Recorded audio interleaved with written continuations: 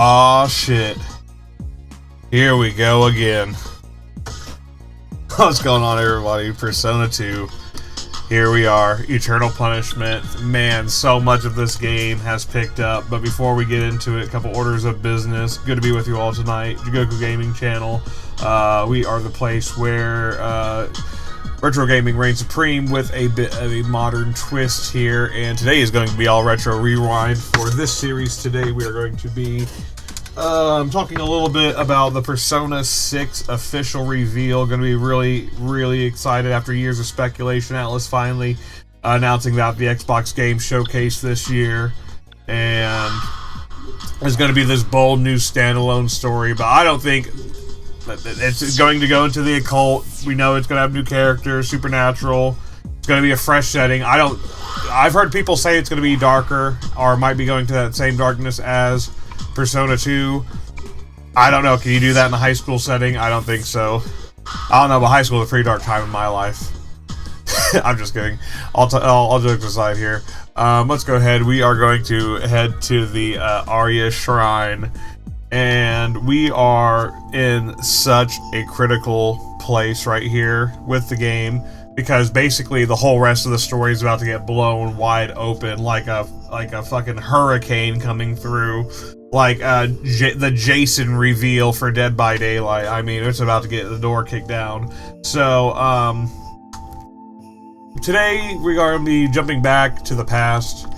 I've been hearing all these comparisons to Persona 2 for this Persona 6 reveal, and I'm like, oh, what a perfect time to go back and visit this game. Now, this is going to be the Persona 1 version, and if you actually come over here, a couple things since the last stream I just want to kind of bring you up to speed of what I've been up to here. So we are just about to go onto the ship Nishimaru, and then we're going to go to the undersea ruins. That's going to be a double dungeon, so it's going to be very, very long. So today's going to be a pretty long stream on our Persona 2 stream. We got a double dungeon ahead of us. First the ship, the cruise ship. I got the map from Salem. He has a map he wants for that, but he won't want one for the undersea ruins. The undersea ruins is actually the place of intrigue that makes my ears perk up, because that's where I think of Legend Bright, that's where I think of rare crafting materials, that's where I think of legendary weapons, best in slot weapons, in-game weapons, finally having something else to also use the item breeder on. So that's where we're headed here. That's where we're going. I finally got Ibisu, and I just want to make a quick shout out. Ibisu is a very strong persona for this game. Don't let his weakness to physical fool you. He has the Seven Spirit ability, as well as Pine, Bamboo, Plum, and Rockfall. So actually, and has buffs, not only healing, but is a great support, and has Summon Spirit, which is actually going to be great for some new fusion spells that I'm going to work on. Today's stream is going to be kind of two parts. We're going to head into the basement, get a little more Sachiko story, and then we're going to hopefully be able to get to the ship in the double dungeon, both sides of that today. This is going to be Ibisu, though. He is one of the 7 gods of luck, who brings marine products, so like fish and stuff like that. This not only gives a level up bonus of luck, I'm also going to have my physical source giving me luck, or my luck source giving me luck, but he's going to be a really good persona just all around, so he's really strong against magic. That's going to be kind of his thing. Plus, he has just really good abilities. I have Sif still. All these level 8. I worked to get all these in level 8 in the high school, which, like, Baal's going to be another one. He's going to be the god known as Mesopotamia as evil, according to biblical scribes, and I still need to get him upgraded, but I'm going to have him. He's going to have Maru. I put Maru Garudine on him as well. I got Nada, remember a couple of videos ago, you can check that out on my channel there, Jigoku_gaming, our YouTube channel. I got Nada. He is one of the rumored demons, and he's going to be very strong as well. Mind, Nerve, he's going to have a lot of great abilities. I got him to level 7, but look at that path there. We're still going to have a little bit to get him to level 8, so we'll see if he gets to level 8 today. I also got Yama. Now, this is an interesting pick here, because he is more of a physical and rock dealer. I also put Maha Agyan on him. If you read some of the guides, or if you kind of go through some of the videos on here, some people suggest Genbu and some other stuff. I personally go for Yama, not only for his skill set, but he has a very good defense. You see he voids Earth, Holy, and Dark. He has some great stats spread across attack, defense, 144, 138, 107, and 111. And also, aside from that, he also has the ability to turn into a evolve into another demon, which is going to be called Perry. Now, Cert and Heinier can also do that. So can Genbu. So can Baal. But I'd rather keep Baal in his as he is, and because he has a great skill set, kind of like Hell. They're really good jack of all trades, and like I said, use Yama instead of Genbu and Cert, who are also they're good alternatives. Don't get me wrong, but I prefer Yama's skill set. Also, I'm a huge Devil Summoner fan. On the handhelds on 3DS and DS, and Yama has a really good appearance in that game and a great look. I love his design, so a little bit of a personal favorite. Loki's also going to be a new character that I got him to level up. He level 8. He's going to have some great skills here, and we're going to have some new fusion abilities as well. I believe, if I'm not mistaken, not Absolute Zero, but I believe Zizonia, the lightning spell is going to be very good here. I believe he also can transform. The value of Loki is he can transform into Arthur. And Arthur is like a minor arcana demon. Another evolve. I think he is a sword arcana. And Loki can transform into him, and I really like Arthur. Like I said, he has only been in this game and Devil Children, so still has not made an appearance to the modern day, so we're going to get a blast from the past here as well. That's why I got Loki, because I want to bring in a persona that hasn't even been in any of the modern games, and like I said, has only made an appearance, a very special, rare persona we're going to see here in the Devil Children titles, like 2 of them, and the Persona titles, another 2 of those. So we're going to get it. We got a lot on our plate, needless to say, today. Now, Loki's also going to be one of the first demons here that can actually handle that. But I'm here at the shrine here. I want to show you this shrine because if you're playing through Persona 2, maybe you're playing through the original one, maybe you're going to be playing through the PSP remaster, you're really going to want to do this important step in unlocking some of the strongest armor and one of the strongest armor makers, a blacksmith in the game here. And we are going to have to do quite a bit of things here, just a couple things here. I'm going to talk to Aikichi here because if you remember last time when we got through the sewers and laboratory here, they're going to be back in their original positions here. We're going to have June, and they're really going to be feeling like this presence for the other side here. But here at the shrine,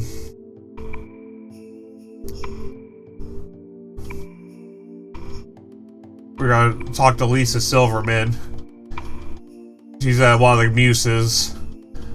We defeated her manager. Was that Guido? No, not Guido. The other guy there at the Smile Mall. That was a couple videos ago. You can check that out on our playlist, Jigoku_gaming. Check it out on YouTube, check it out on Twitch while you're there. Hit that like button, hit that subscribe button. And if you are subscribed, make sure you hit on that notification bell. Check to make sure you're all getting all the latest. Right back here is going to be this kid known as the Knowledgeable Dai. So talking to him is going to start a side quest, so to speak here. And this side quest, when we talk to him, he's going to mention he's looking for a weaponsmith. He's going to say, "Big sis, did you know there's a legendary blacksmith in town? Ah, you don't believe me? Do you?" Okay, this is like the start of this quest right here. We're going to get one of the strongest blacksmiths in the game from this NPC right here, Knowledgeable Dai. He says, "My daddy said that there is. Fine, be that way. I'll just have the Shiraishi lady look for it." And that's going to be the kickstart to this quest here. I'm getting a sword, but a gun is good too. What the fuck? Aren't guns outlawed in Japan, kid? And wait, what? those kids and their crazy imaginations. But anyways, we're going to be going straight to the Shiraishi lady here to get this quest kicked off to find this person. And I'm just gonna run through here. We have so much going on with like the NWO, like with also the Kagure and the Smile campaign, and NWO getting the top blown off, and the Let's Be Positive. Look at this. Let's be positive. The theory of a new world order is wonderful. It will bring us Sharinga. Fucking Insane Clown Posse fans out here. Oh, that's a very esoteric joke right there. So let's go ahead and we're going to head down all the way to the Shiraishi lady, which is going to be the Hirosaka Ward, pretty much where the good farming dungeon is here. And I'm just going to go talk to the Shiraishi lady. So Dai gave us the word that he's going to be looking for this weaponsmith. So that's going to now make him appear on this man search list. Very easy to miss this as well, because Dai is like all the way behind that freaking shrine. So it's easy to miss this. Now, the person we're going to want to look for is right here. Takumi Asano, the legendary blacksmith. I'm going to ask him to make a cool weapon from me. This is from a kid. I'll make it cheap. It's only going to cost $100. Very nice of the Shiraishi lady there. Also, I love the Shiraishi track here. It's just a banger. Alright, so let's go find the blacksmith. We're gonna go hunt this man down. So,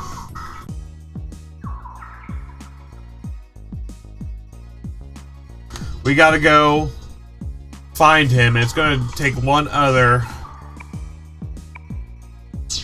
quick trip to a place of interest called Parabellum, but we'll have to talk to Humphrey, the bodyguard here, and see what he knows.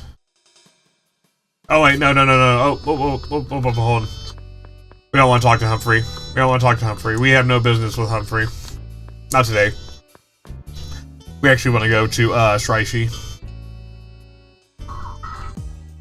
and talk to their bodyguard. Got my bodyguards backwards here on this one. Alright, so at Shiraishi, we also want to talk to the bodyguard that's there. He's gonna be right over here. If you're having trouble finding someone, I can give you leads, 20% off. So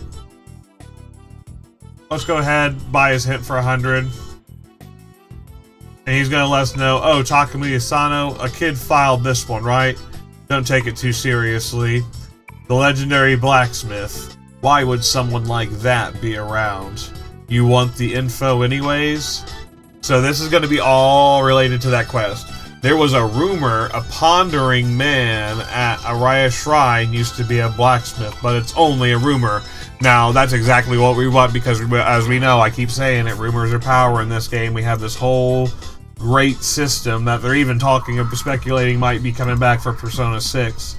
Now that's been released, but we don't know the details on that yet. The only details we really know about Persona 6 are it's going to be, you know, more ominous, more horror influenced.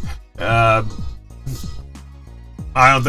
don't think it's going to be the darkest in the series yet. I hope to be wrong on that, but I just don't see how you can do that when you have Persona 2, which is just the darkest story.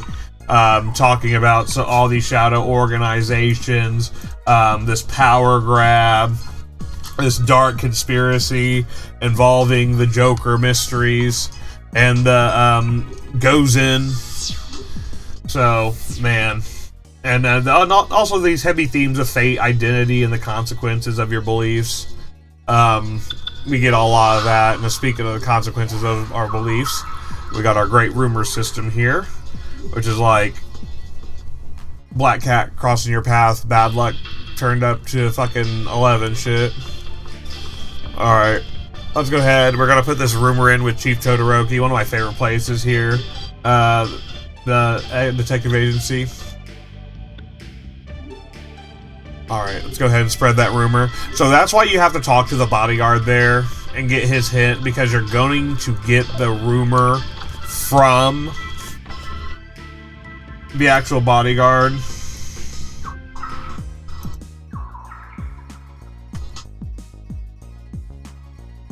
And now the bodyguard's going to be there at the shrine, just like it was saying there. So let's go ahead and find this Asano fellow.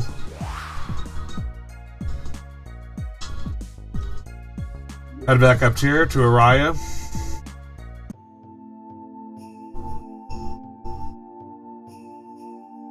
And when we look around here,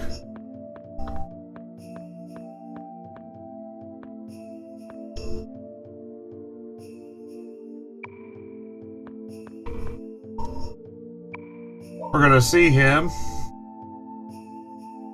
right over here. And because remember, he wasn't over here earlier, so we'll go ahead and type his name in, and this should be our legendary blacksmith. His name's going to be Takumi Asano.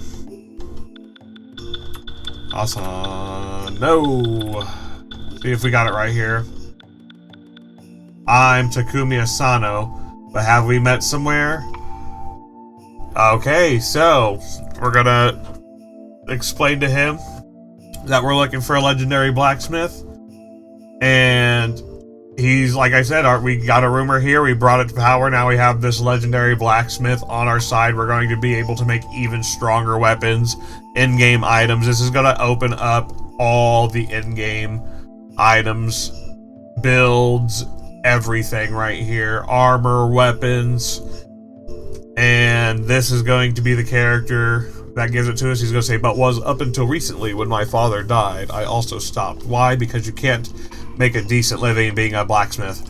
This is my first real job at age 35. Business is hard. I'm sorry, but I can't help you. Oh, so even though we found this blacksmith, he's going to say he can't really help us out here. But he's going to need time to rehabilitate. And he's going to let us borrow this secret document. Now, the secret document is going to be what allows us to forge legendary weapons here. Isn't it important to you, you ask? Don't worry, everything's in my head, and besides, I do not need it anymore. Alright, so that's exactly going to be...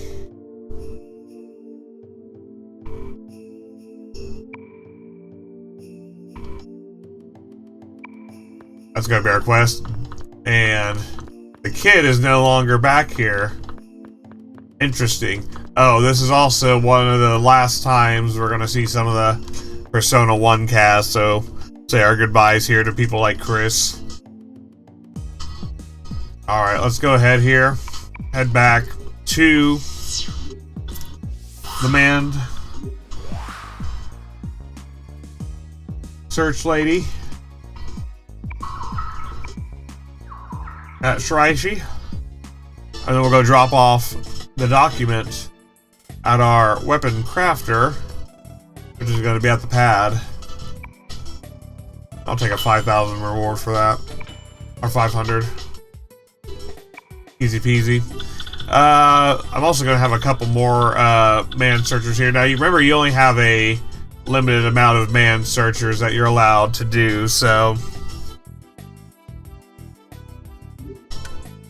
it's good to space them out throughout the game rather than doing them all at one time, in my opinion.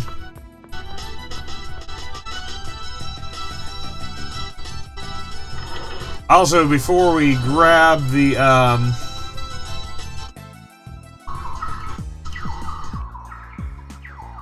next portion of our stream here, let's go ahead and I'm going to show you.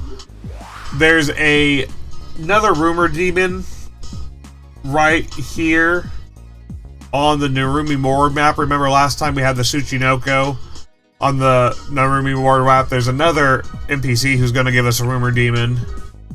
And I think it's actually going to be down here. Tourist, yeah. I talked to a fisherman and he told me about a red specter thing offshore. So this is going to be the red cape. And this is very specific to the quest route that you're playing. If you're playing Nate's route like I am, we're going to get the red cape. If you play, like first playthrough, I played Ellen story and I had the blue cape. So this is going to be my first encounter with the red cape. But depending on which route you pick, you get red or blue cape rumor demon here. I'm interested to see if they would keep this in a remake of this title or if they would cut it out. Because if they folded Nate and Ellen's story into one, it might be like an RNG thing, like you're either going to get the red or you're going to get the blue. But here we go. He said it was a cape.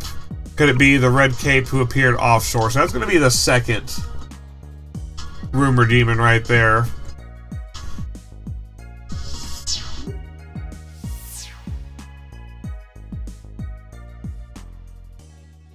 Alright, now that I got that, I'm going to go say real quick goodbye to Chris. He's in sushi, so let's go see him one more time before he heads out. He was just in our sewer. dungeon. He's gonna be right here next to another Persona 1 character there, Chunky. I'm pretty much done with my business. I'm gonna get going. Take care, you guys. So, say bye to Chris. He's done. He's helped out here. By the way, if you ever need a good knife for your kitchen, just call me. I'll be right over. So, goodbye, Chris. We'll see you next time. Chris! I can hear Wesker. Chris!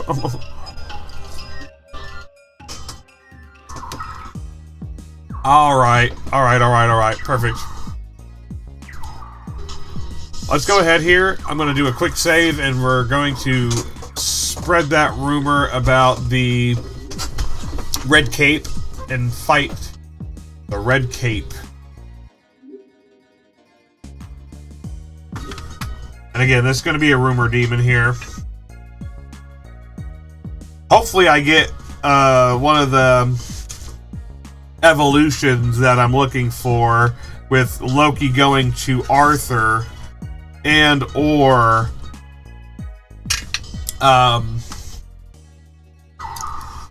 my other one. Oh, I still need to upgrade. Going to Perry the Fairy. Yeah, we got Perry the Fairy, not to be confused with Perry the Platypus, but we got Perry the Fairy. Let's go ahead here and head to Aoba. Aoba. How do you pronounce it in chat? Let me know in the comments below. Aoba or Aoba? Alright, let's go ahead. We're going... Well, I can't pronounce the Kuzunoha agency right here. Let's go ahead and run inside of it and give this rumor a spin here. And again, like I said, this is a route specific.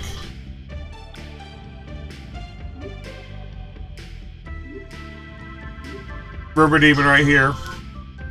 If you're on the Ellen route, you're gonna get the blue cape, not the red cape. So that is something to note.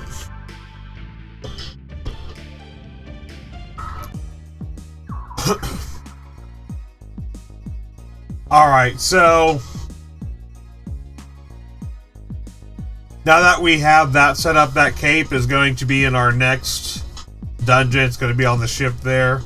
So we pretty much got everything set up that I want to. We got the weaponsmith. Oh, speaking of weaponsmith, let's go drop off this document he gave us here in Narumi. I want to go all the way down here to the hotel. I'll go to the pad, and inside the pad we're gonna drop this off to the owner. And as soon as we do that, their store inventory should be updated. Here we go. What's that? Legendary blacksmith. Secret document? Sounds sus. Here, let me see.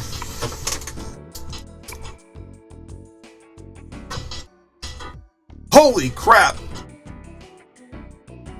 If I made it like this, it'd be powerful. So,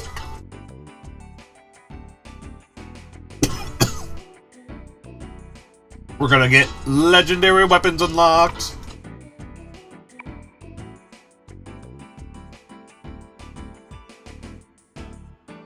And he's just gonna, like I said, confirm we're gonna have an expanded inventory now, new stuff. If you want me to forge this weapon, then bring me the necessary materials. If you've got the goods, I can make it. And I'm gonna talk to him one more time.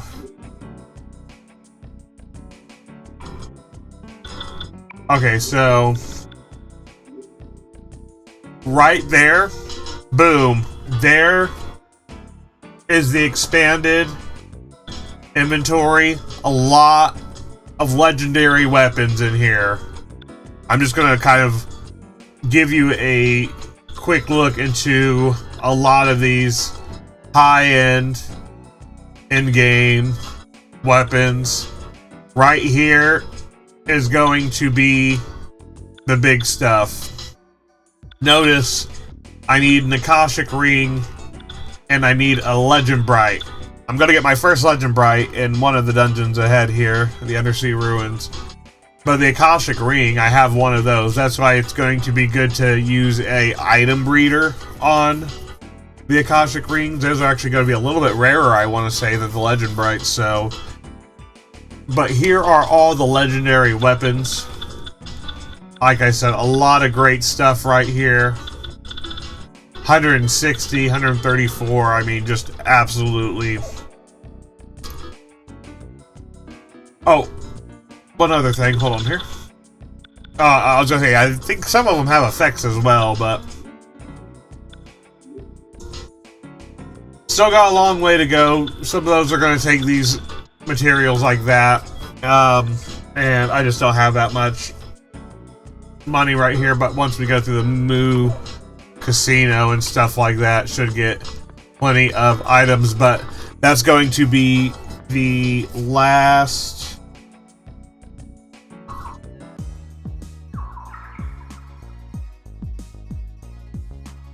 place I'm going to need to kind of run to here.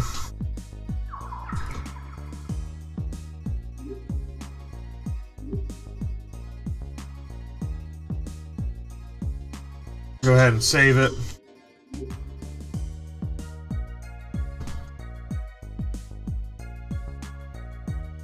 And with that,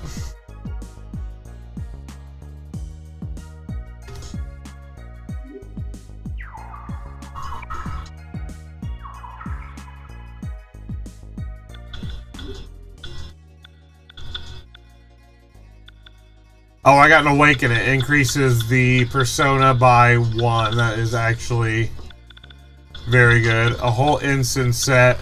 That is something that was given to me by Salem there.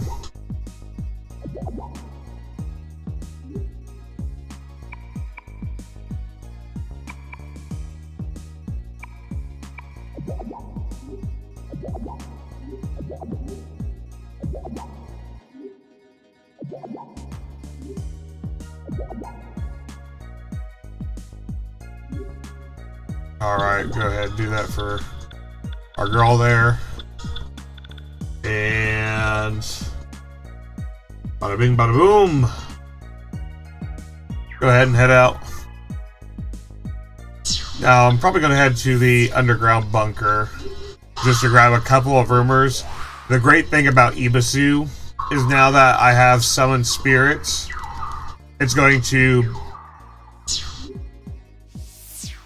fuse well with spells and special rumor spells. So I have to go grab a couple of those, which are going to be in the underground dungeon, which will be in Hirazaka. Alright, before I do that though, let me go ahead and see if I can go into the factory real quick.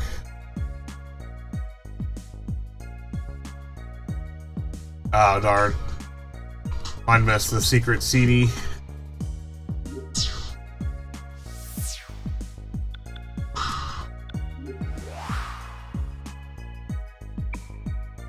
I'm just gonna head into the underground, but I have like a bunch of the bunker unlocked now. And I have a lot of, on top of that, oh,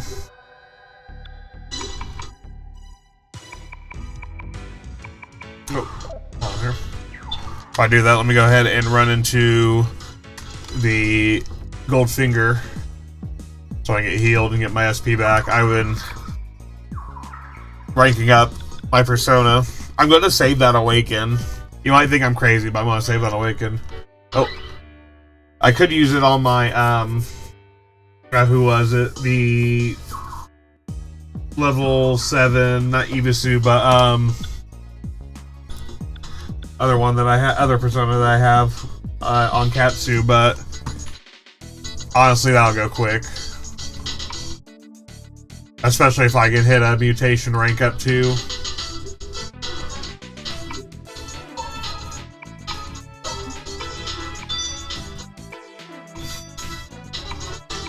Alright, we got the gold finger. Boom, boom. We're out. One of my favorite themes, too. Just a great theme right there. Alright, let's go ahead here. And head down, get some more Sachiko story.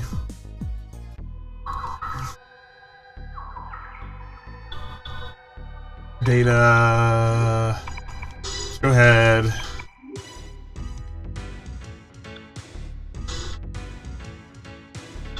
Nada's the one that Ulala has. He's the one that needs the level 8, but I'll just give that level up manually and save the Awaken. Alright, let's go ahead and that's going to be a 14 SP free Stoma right there. Give me that.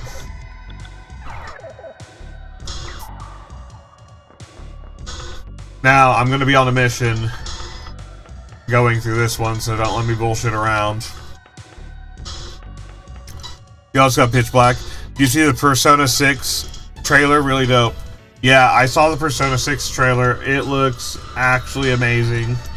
There's so much I'm looking forward to, because we know it's going to have the new characters. It's going to be like this whole new story, and basically still doing the daily life stuff, still going back to the high school setting. So, I mean, is it going to be going darker? The biggest thing that I took away from the teaser is it's going to be this more horror-oriented sort of aesthetic, and I really hope we're going to get a Nyarlathotep story. Fans are already debating, you know, Atlus, are they moving closer to more psychological horror? Like something more like a, oh gosh, Tokyo Ghoul? Or is it going to be more psychological, or even the previous entries like this one? I don't know. But what we do know, it's going to have a darker atmosphere, more ominous, and I'm excited, but I'm skeptical at the same time. I don't know if you can get a darker story than Persona 2, so we'll see. This is going to be interesting. I hope we do, though. Alright, so I need to go to the 4th room, which... oh, no, not right here. Which is going to be up here. I'm going to grab a couple of new rumors here. I also have the Bomb Shelter 3 right here. Now, I have not gotten... oh, I'm also really excited here because I'm going to try to get Arthur, who has never... I'm really excited because you're in for a treat. This Persona right here, Hoster, he was in Persona 5 recently. He was in the Royal one, but I'm going to get a Persona here that has not been in a Persona game since Persona 2, since this title right here. So, and that's going to be King Arthur, the Round Table. He's a sword arcana. Yeah, I think it's going to be more on the Shin side with the dark side. Yeah, this is... I think that's what I really got to. I'm glad you bring that up, Pitch, because that's really what I thought, too, is just like Persona 2, this game has such a great tie-in to, like, all the other Persona games from 3 and beyond. I'm wondering if we're going to see a... kind of like a revisit to this kind of gameplay. And this is another title that I would say has a very deep connection to a lot of the other Shin Megami titles. Even on my channel, you can check out, you know, a lot of the playlists there. I have a lot of the Shin Megami 3 playthroughs. Probably one of my favorite SMT titles right there, 3. SMT 5 playthrough.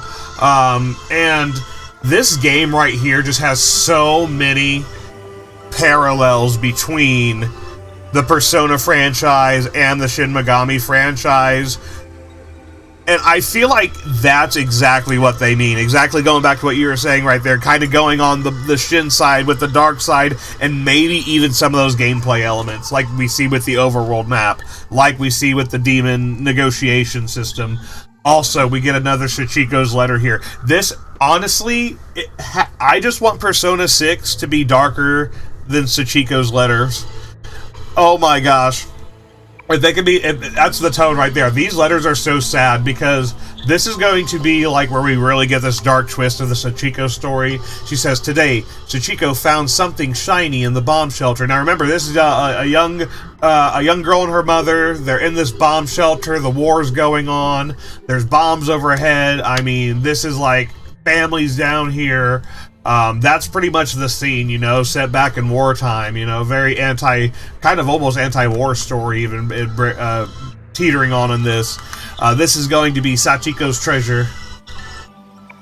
So we got, you know, just a little bit of glimpse into, like, the daily, you know, kind of life of what these people would be even experiencing. So, let's see what we got over here. Oh, is this a fat-shaming spot? Yo, are you fat-shaming Maya? What is this? I love that early game design where you, like, literally, you could easily go through that, but I actually can't because it's blocking me. We love that. We love that. Okay. So, let's go ahead here. I think there's another one, yeah, just right over here. Yeah, you're not gonna fool me. Okay, let's go ahead over here. I should have a map that appears over here. Like I said, I just want to grab, if you're just joining this, welcome to the stream here. I'm just going to grab a couple of rumors in this bomb shelter area because I just got Ibisu. I have such a strong loadout of personas right now. And I want to get their fusions with some of my other personas, so I'm also going to grab...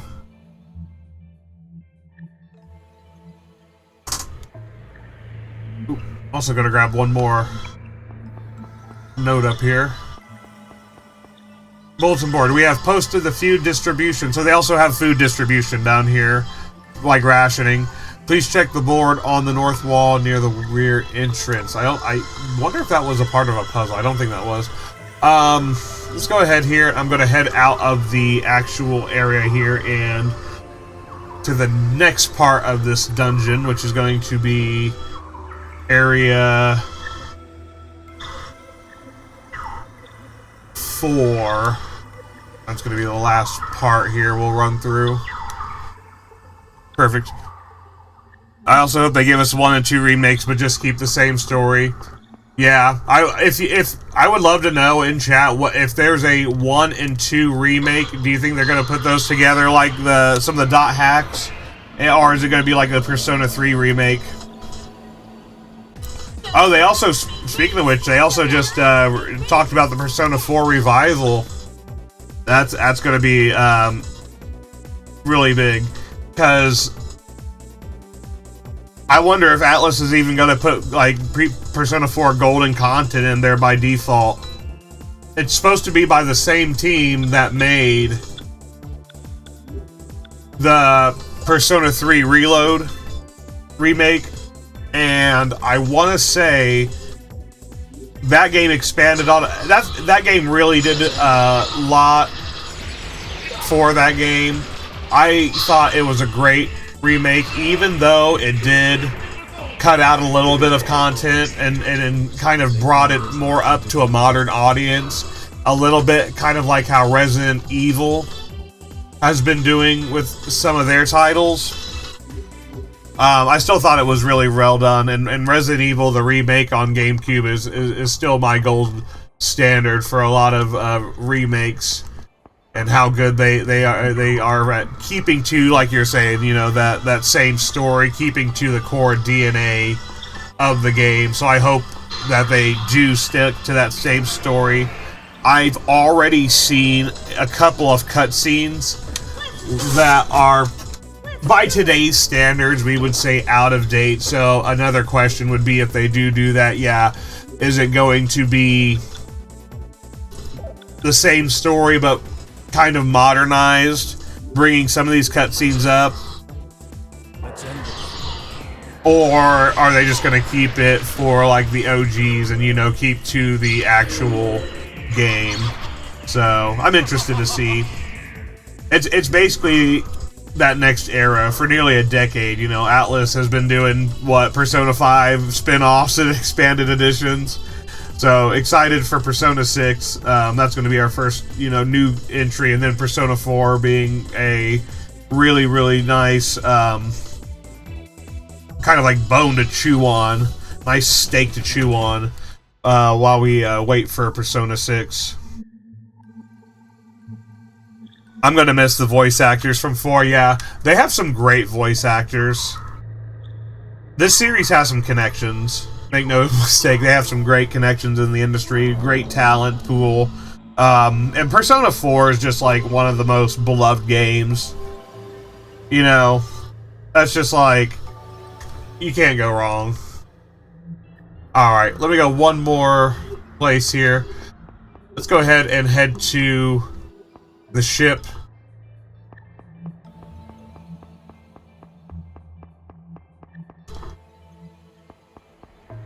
I'll be back here just a little bit later for some new spells, because I don't really have any particular fusion spells.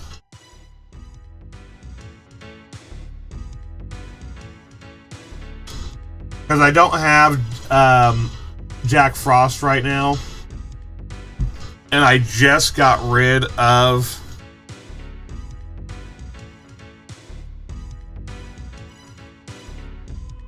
one of my other ones, so I won't have King Frost.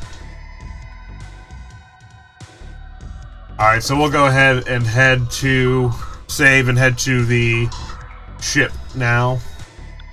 I'm actually gonna do 2 saves right here. I'm always telling you, always back up your saves. Always back up your saves on these old games, especially on Persona 2, because there is so much you can miss.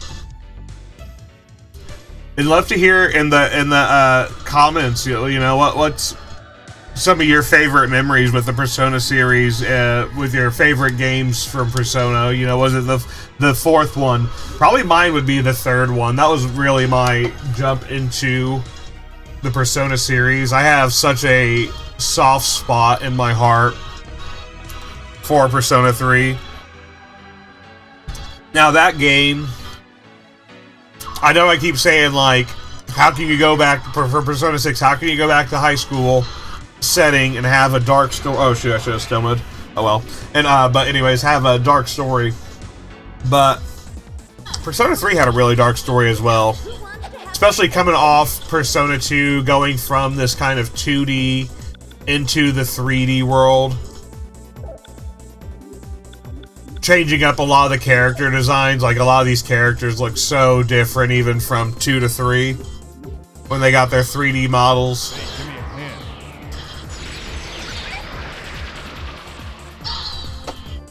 I'm just gonna Giga Cyclone everything. That's the game plan here.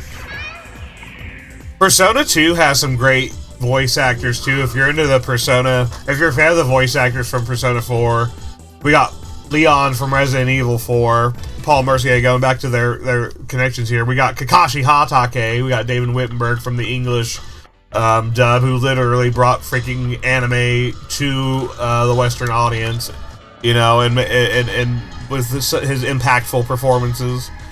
We have a couple Fire Emblem characters right here from that series. I mean, just a lot of great talent that Atlus can tap into. It's insane. Atlus is stacked. Make no mistake. That's why they're one of my favorite companies.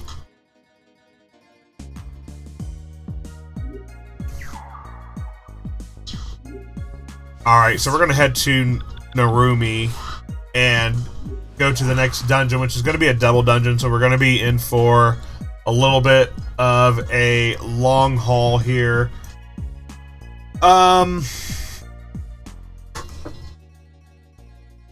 The only thing I can really think of is I was thinking maybe I might go back and get some new equipment. I think I should be good level-wise. Hold on. Oh, actually, hold on here. There's one more thing. We have one dungeon out. I forgot we have one dungeon outstanding still. And that's going to be in the Mu continent. Now, this is a time dungeon. where you have to run through and I'm gonna try my hand one time at it.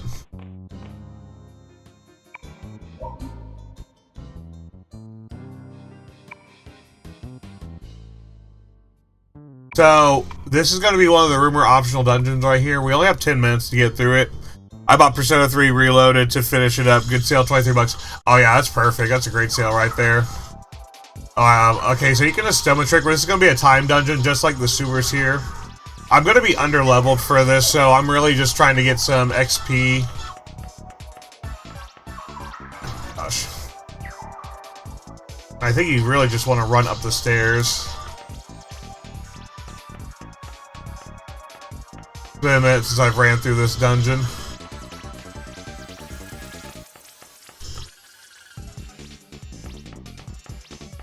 Alright, so this is a Mu Continent dungeon right here. Persona 3 is one of my favorites. A lot, like I said, a lot ties into Persona 2 and as well from 3 because you get a lot of talk about the reflections of the soul kind of stuff. Personas being that. Oh crap! I got my first fight. I might have to Trifui because, like I said, this is a timed fight, so I'm probably just gonna have to Trifui. I wish I had time here, guys. I wish I had time to mess with you, but we gotta Trifui our way out of here. Actually, it might just be easier because I think they're just going to be faster. It might just be easier just to go for the fusion. Let's see here.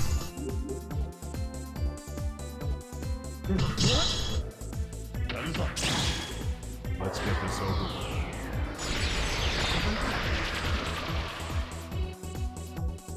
Oh, it is. It was faster just to do that. Weak. Oh, perfect. I'm just kind of farming a little bit of money right here as I go through the Mu Continent Casino dungeon here. We have to get to the final boss, which is just going to be not in the video game flight. We're actually pretty close to it. It's like one more floor up. I just got to run through here. Oh no, these things are creepy as heck, dude. Look at those things. What are those?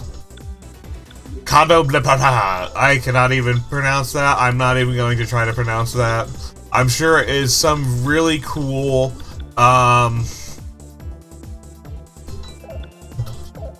mythological demon. Because you know this game's all about mythology. Alright, got your Fui on deck. Here's Giga Cyclone. I just have Giga Cyclone at the ready, so I mean, might as well, right? Let's get this over. Might as well just, like, ride the Giga Cyclone wave. Looks like it was enough to take him out. So it makes me feel good going into this next dungeon, doing a little bit of a kind of damage check here. Just seeing where my party's at. Kind of crossing my fingers that I get a bit of a mutation as well on either Loki to get him to Arthur. Arthur being this rare persona that has never before been seen since this game. I know, absolutely crazy. And what's that also crazy is I think I took a wrong turn at Albuquerque. Hopefully not. Fingers crossed. Oh, no I didn't. Maybe not. Is this a fat shaming spot? Mine's getting fat shamed so hard in this fucking dungeon right here. Oh my goodness. What is this? Alright. And Persona 2 as well, you get a lot of the classic... Oh gosh.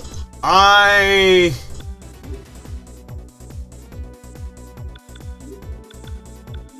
just gonna do that.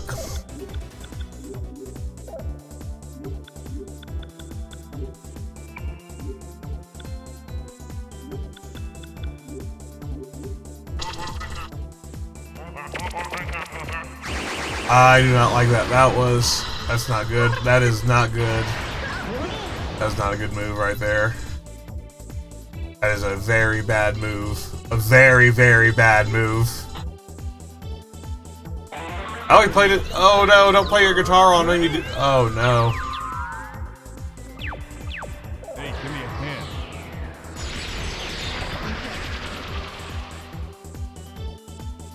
Oh, and they reflect magic. That's nice. That's real nice. Alright. So, we gotta go. We gotta just,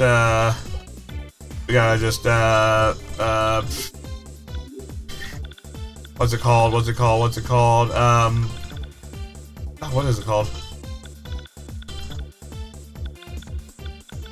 Apparently I don't have one, whatever it's called. I thought I had a, get the heck out of here, but I do not have the ball of returning. There it is. No, what? No. Okay, where's got the Trifui?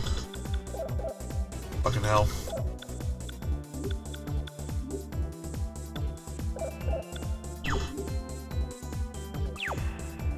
Ah, fucking hell. I thought, I'm like, maybe he can get past the confused. Kind of like on Pokemon. Here we go. Yeah, pretty much. This is gonna be where we... Take your bets. Are we gonna be able to make it or not? This is gonna be where... we really spend a lot of time doing things I shouldn't be doing. I should just Trifui'd. Alright, I'm just gonna go to Ulala. I try to play the odds right there. I'm like, maybe RNG will let me, like, sneak one by right here and not actually get screwed by the confused. But unfortunately, RNG was not. Oh, fucking hell. You know what?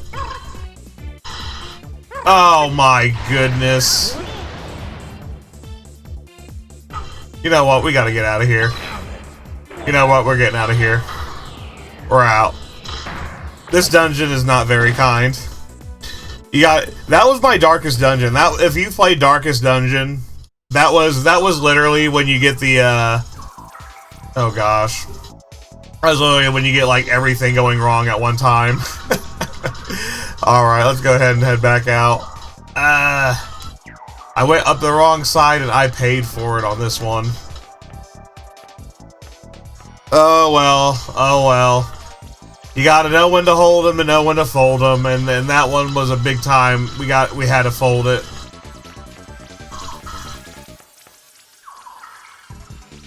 And I went up the wrong side too, because honestly I should have went up this side right here. Yeah, here we go.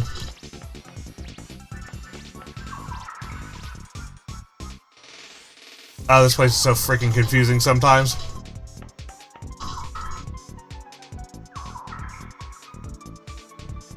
Okay, I went up the wrong side. Oops. Let's go ahead here and Estoma one more time. And that's alright, because like I said, I'm just really getting some XP right here, getting some monies. I probably need to get a couple of upgrade items. Let's go up to this side. I believe it's going to be on this side instead. Right through... There it is, right there in the back. A good refresher on even how to run this dungeon right here. Yeah, I remember the side staircase right here. Coming back to me. Metal game floor.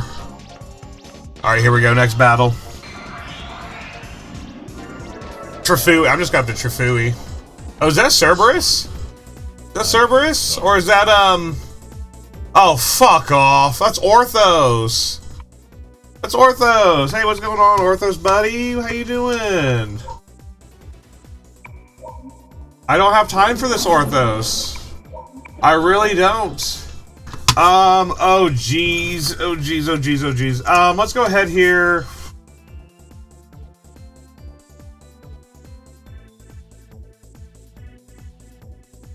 Let's go with interview.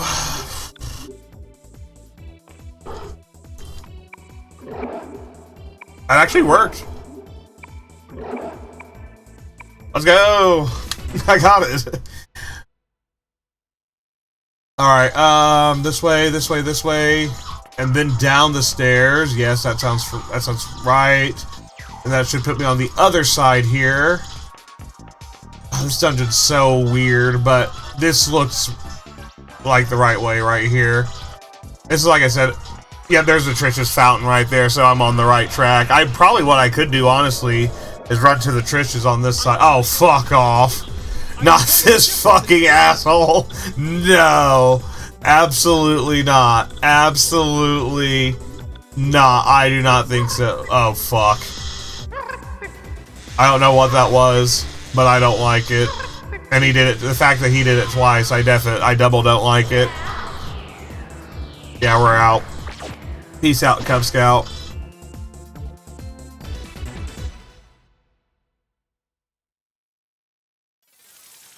Alright, back over here. Run, run, run, run, run, run. And it should be in this back corner right here. Yeah. Trish, what are you doing?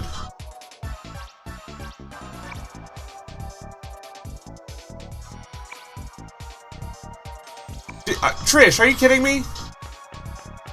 Oh no, I got stopped by Trish. We gotta go help her out. Someone moved into her fountain. Oh, fuck off. I feel sorry. Three of you? I don't think so. Oh, fuck.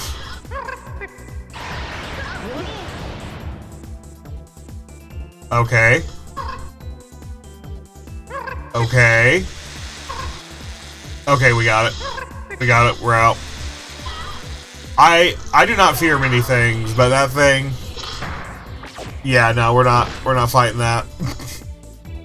I know when I am beat, and I think the Mu Continent is gonna have to wait a couple more levels. I'm gonna go ahead and heal before I go any farther. I'm gonna get absolutely freaking blasted by another one of those infernos. Where was her room at? Oh yeah, it was right over here.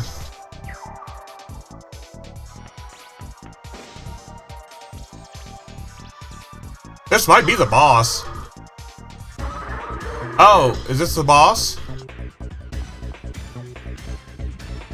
No, it's not. This is not the boss. This is not Moosey. Moosey's on the next floor.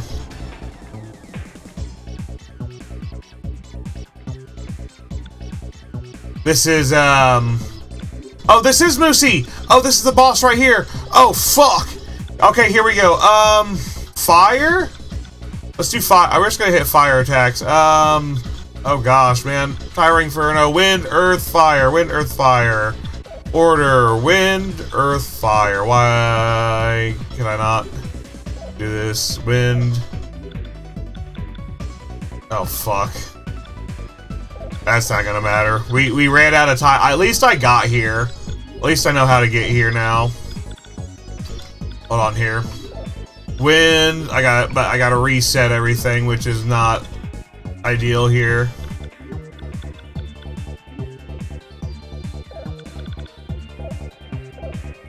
Earth. Fire.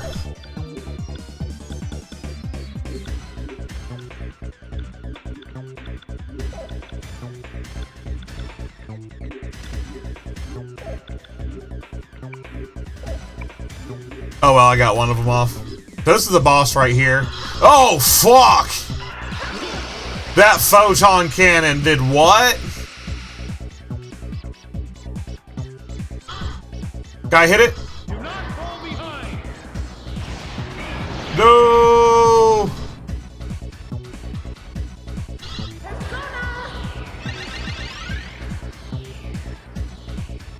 Okay, so here's the boss right here. This is it. Oh, but I got sent back to the beginning. Darn. Oh, no, they threw me out. They said time's up. Oh my gosh. I got thrown out. Yo, that's how they do you after you've had one too many. They said, nope, gotta go. Gotta go. Okay, so that is the Mu Continent dungeon right there. That's just too funny. I think I could get that. Honestly, I think I could get that. I really do.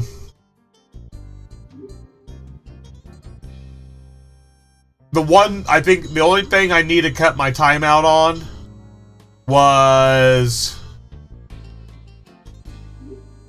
just getting there. Because I took the wrong turn, but now I know, yeah, I gotta go to the back one. And that always stays the same right there. So, I'm just gonna go ahead here. I think I will run... Let's run that one back. That one wasn't too bad.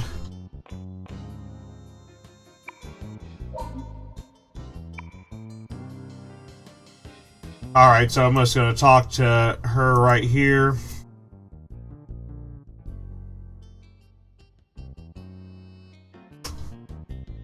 And we got 10 minutes here.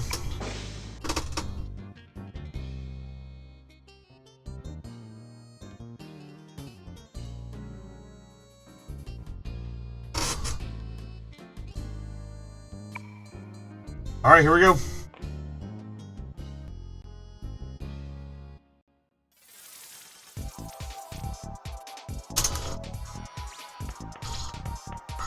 Alright, so it's all the way in the back.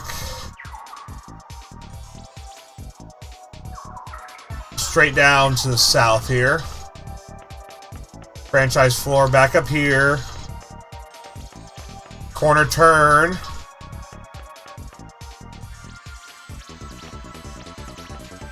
Okay, middle game room. Alright, so let's go ahead here. So, like I said, that was Lucy up there. That wasn't too bad, honestly. I don't think Moosey has much health. I'm just gonna...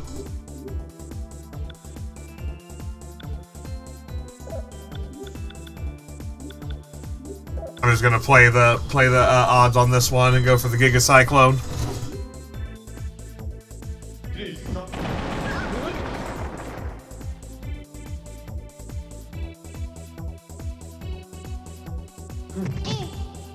There we go. And they'll just run straight to Moosey.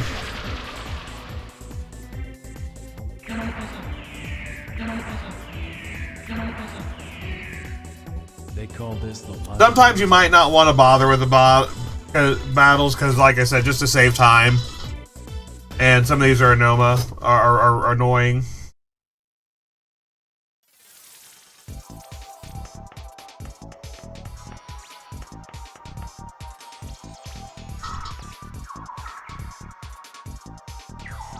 That's good. This all looks like where I was going last time. And here we are. Like I said, really straightforward. And here's Moosey.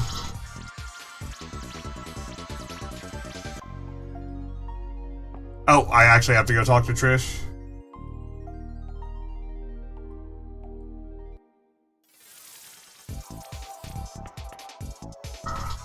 Alright, Estoma won't work on all these demons, but it will work on a good amount of them.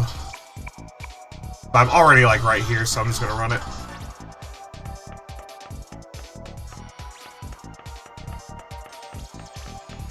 Here we go. Please, please help me. Okay, and we can go back now. Alright, I do have a little bit of time here, so let's go ahead and the Stoma trick.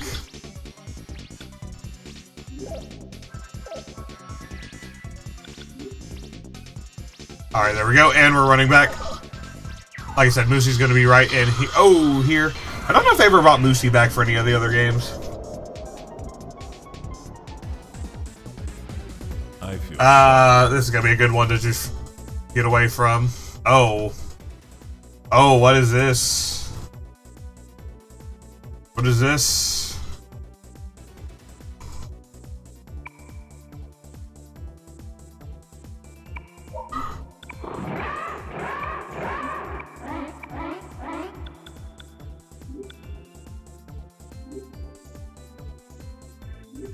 Go ahead and talk to this one. I'm just gonna try to get out of this through diplomacy. I'm worried about Looks like we got it.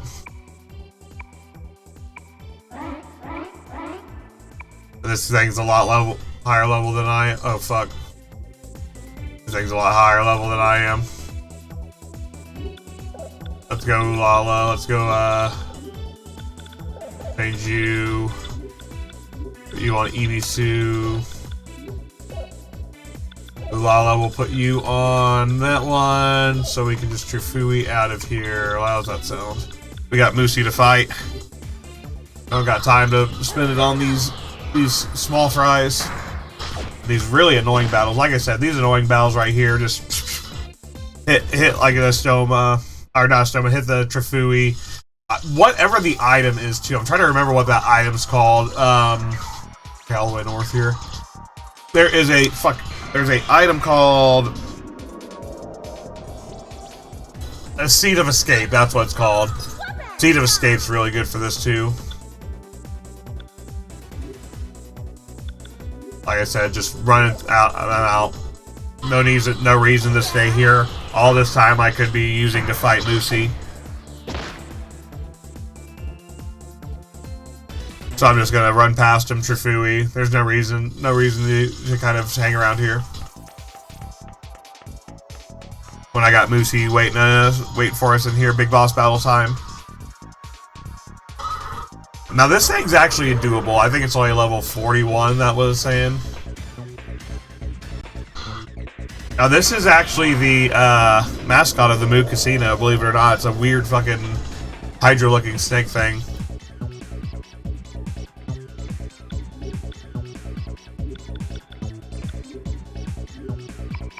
Alright, so I'm just gonna do a couple lightning attacks.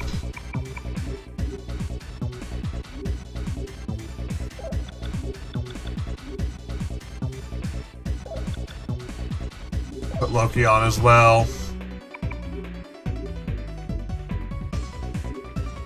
And like I said, I'm mainly just doing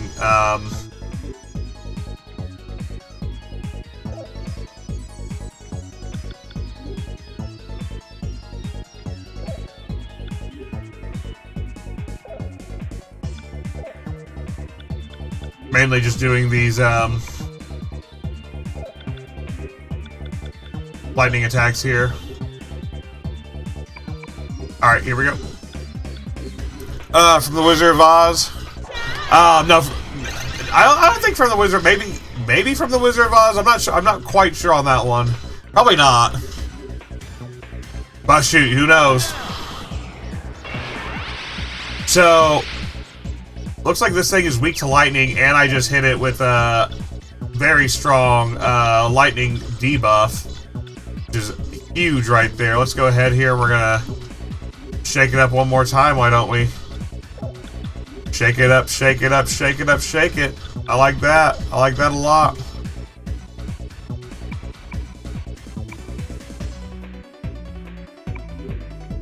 All right, let's do it. I think that's it. I think we got it. 4 minutes left. Boom. I think they didn't have much health at all. We got it.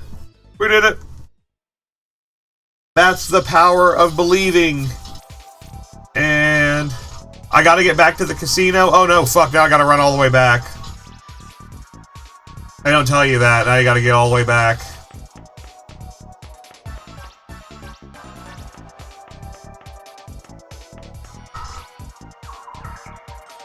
Fuck. Run. No. Why do I have to get back? Who does that? Who does that anymore? Oh, bless it. We got 4 minutes. My fingers are flying right now. My fingers are flying right now. We are Trifui out of here. We are exit. Boom. We're gone. Man, love it. I love it. Let's go. Optional side dungeon. More like fucking stressful encounter.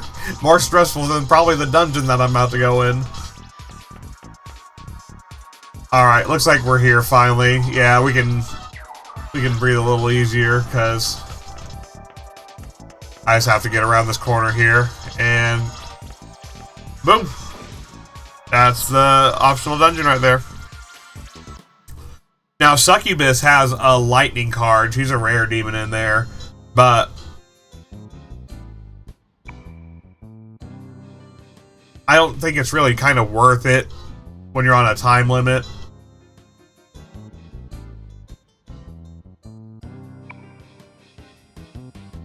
Oh gosh, I have to hit the X button.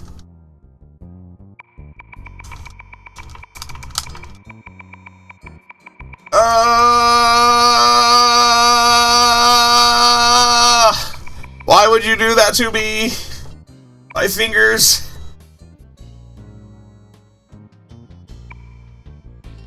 Awesome. So that is the Mu Continent Casino side dungeon right there. That's gonna give me that extra, item I just got, the Musie's Fang.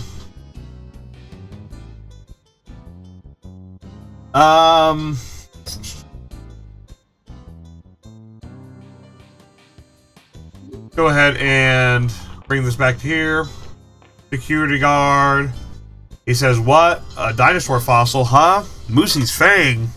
You defeated that monster? Thank you. Thank you very much. Now I can work without worry. You may not need it, but take this as a token of my appreciation. And that's going to be an agility source, which, yay, I don't actually have to bring up Mars or Marduk to get a second agility source. It's actually really nice. So I'm actually going to equip that agility source onto Nate right there. And that's going to give basically everybody a source. And these sources are really, really powerful and good ways to get extra levels and stats as you're leveling up. So, looks good to me. And defeating Musie was well worth the price of admission to the Continent Casino back room, if you ask me. Let's go ahead here and head to the Nishinmaru, which is going to be our next point of interest. It's going to be the cruise ship, and that's going to be right here at the harbor. But before I go there, as always, we're going into a long dungeon. It's going to be a double dungeon, so I'm going to quickly just buy a couple of items from Satomi Tadachi. Primarily a couple of chewing souls.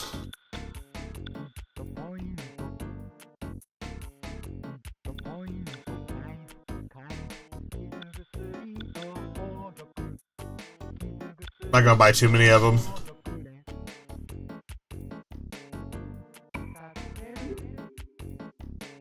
That should be good right there. And one other point of interest I want to go is going to be Rose Candida, which we can just run to that real quick.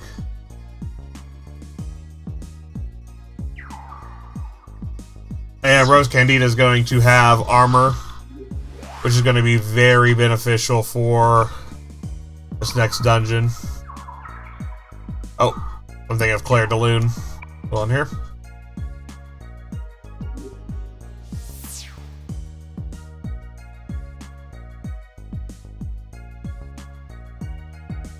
Rose Candida is going to be in Aoba. Right here.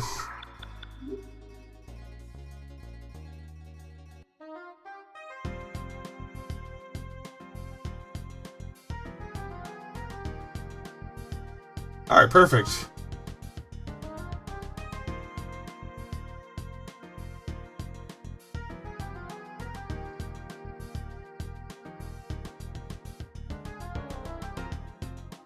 Alright, so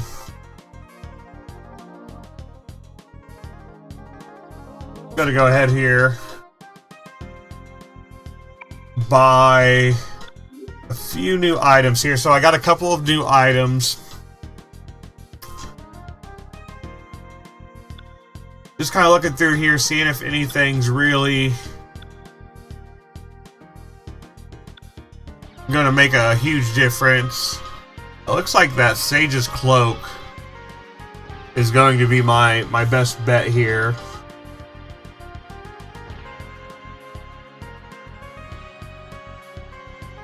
Let's go ahead here. Yeah, I'm gonna take this one.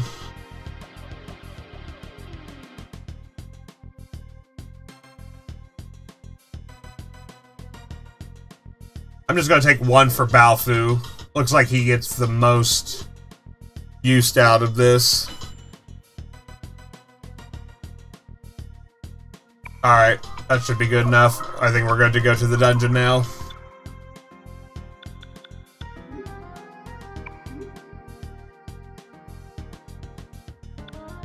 Actually, let me check here. Let me check my mithril armor. Oh, my special defense. Yeah, my special defense. Okay. Let's go ahead. I'm going to give that to Nate then. Because it looks like the mithril armor, even though it has a little bit of a lower stat, that special defense being so high is actually a lot more worth it, because that's going to give me more protection. That's kind of why Dex is so strong in this, because of that S defense stat. Alright, so let's go ahead here. We're headed to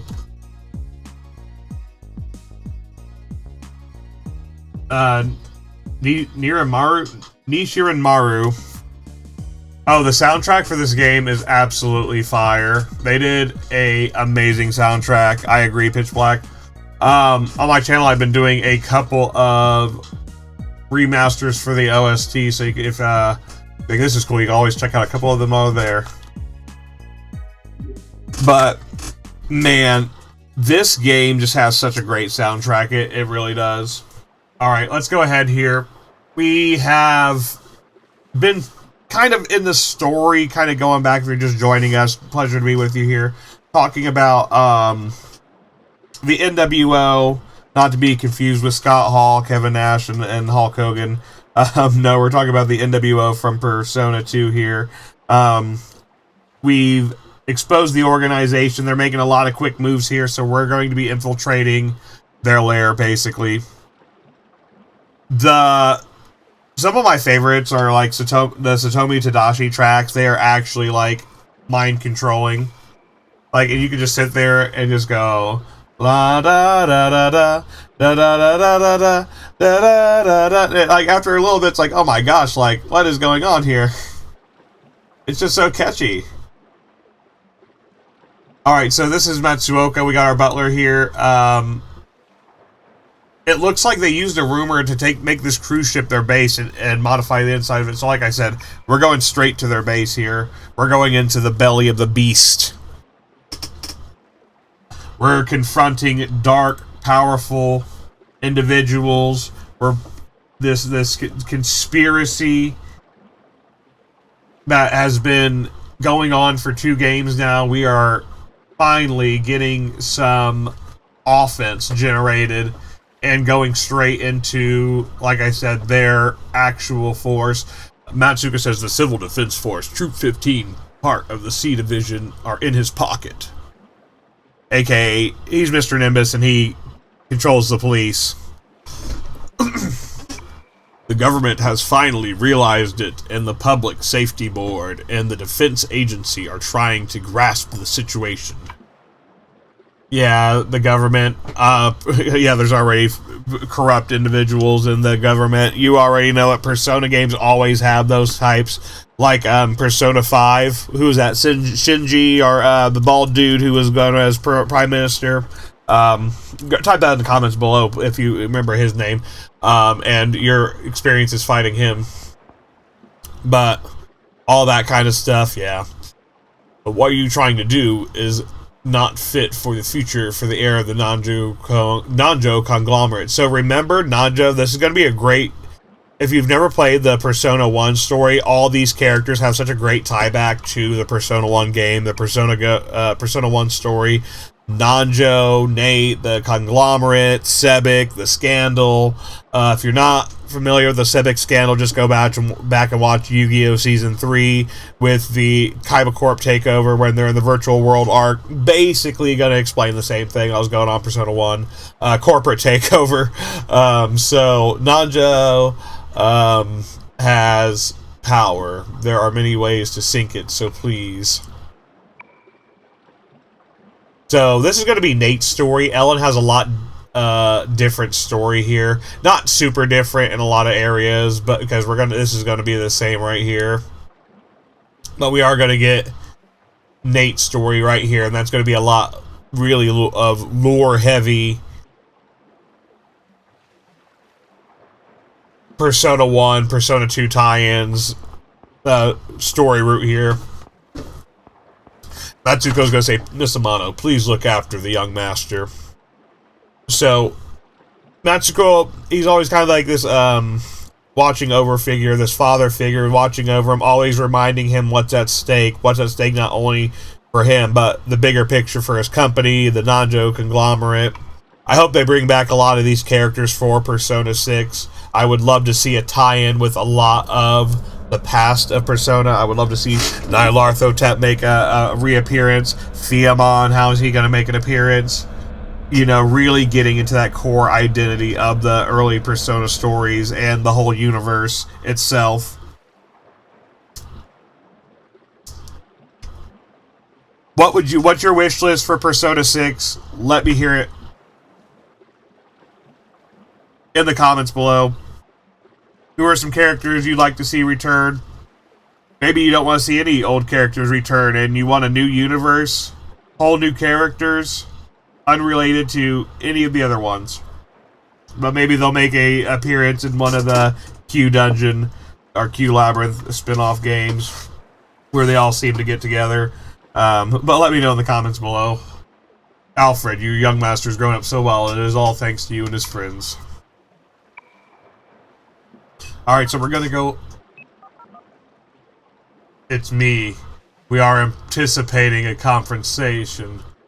Collect data however you can. Oh, what? Erase any traces of the Nanjo name from this incident. Nanjo is clean. Okay. So he's protecting the fucking interests of the company overall.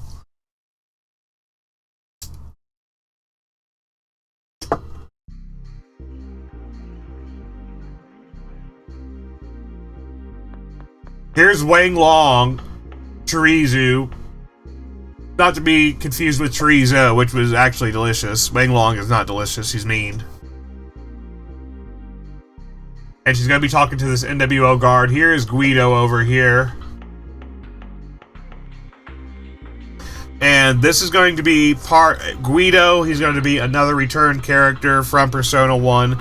A lot of, if you're a veteran of the series, love to hear those Persona 1 playthrough stories. And some of your memories and encounters with some of these old characters. So Guido's going to be another one of those. We saw him earlier.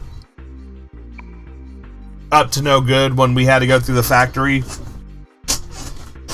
Back when we were pretty much blowing the lid off the NWO organization. They're using Wang Long, Chizuru to basically forward their agenda. And she's going to say, they want the seal removed right away. They're getting a little impatient. Master Guy. No, Guido. There's been something I wanted to ask you. Why would someone as great as you be controlled by one such as Tatsuzo? A little bit of a interesting storyline here. Do you despise him? Because you are a woman? Oh. Cancelled. Guido's cancelled. Absolutely not bringing that dialogue back into the remaster.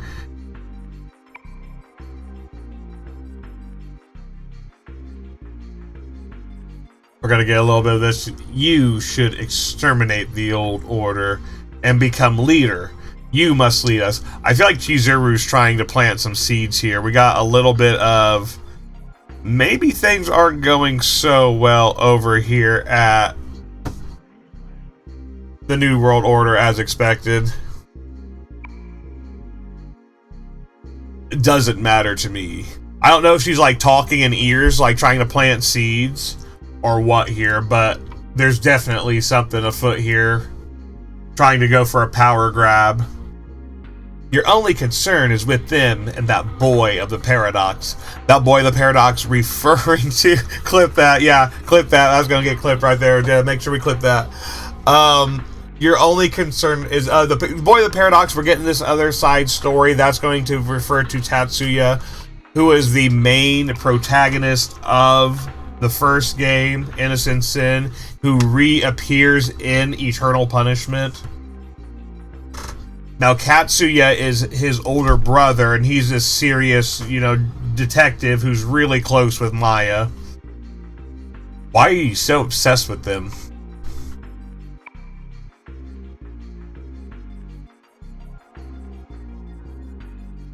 Ha! You underestimate me. So, ooh, okay. So, again, these powerful individuals... Always planning, always plotting. Whoa, what just happened there? It looked like Tatsuya might be here. The paradox. All the players are in place. Let's go. Let's go! Alright. So, I guess they're expecting us. Oh, we got a early PlayStation 1 cutscene here. So this is the PlayStation 1 version. This is not an emulated version or the PSP remaster. This is the PS1 version. So I won't have the Lone Shadow or some of the stuff that you see on the PSP version. A lot of these cutscenes are going to be very dated here too as well. Like I said, we're retro gaming reigns supreme, so we're going way back retro PS1 era graphics and cutscenes here. Oh my gosh, is that a TB 303?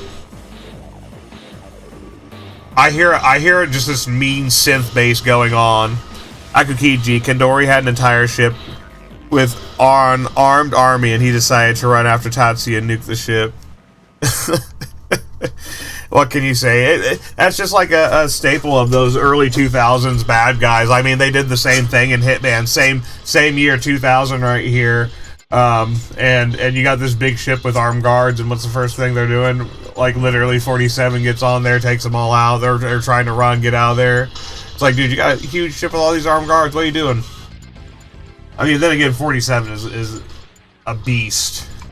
It's not a man. That is a mere mortal. That is a freaking man, myth, legend right there. Soldier's voice. So we get a shootout right here, and I'm not sure if they would. I'm not sure if they would put this in the remake or not.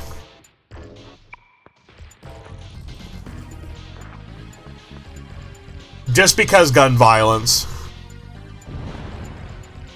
Also, Tatsuya actually having the force of an army to nuke this ship is a feat of itself. This man has Leon-esque strength, which is crazy because Leon is actually voiced by this man right here. So you would think the guy who is literally who plays Leon would be the one with the nuclear strength from the Resident Evil universe, but I guess this was pre-Resi power.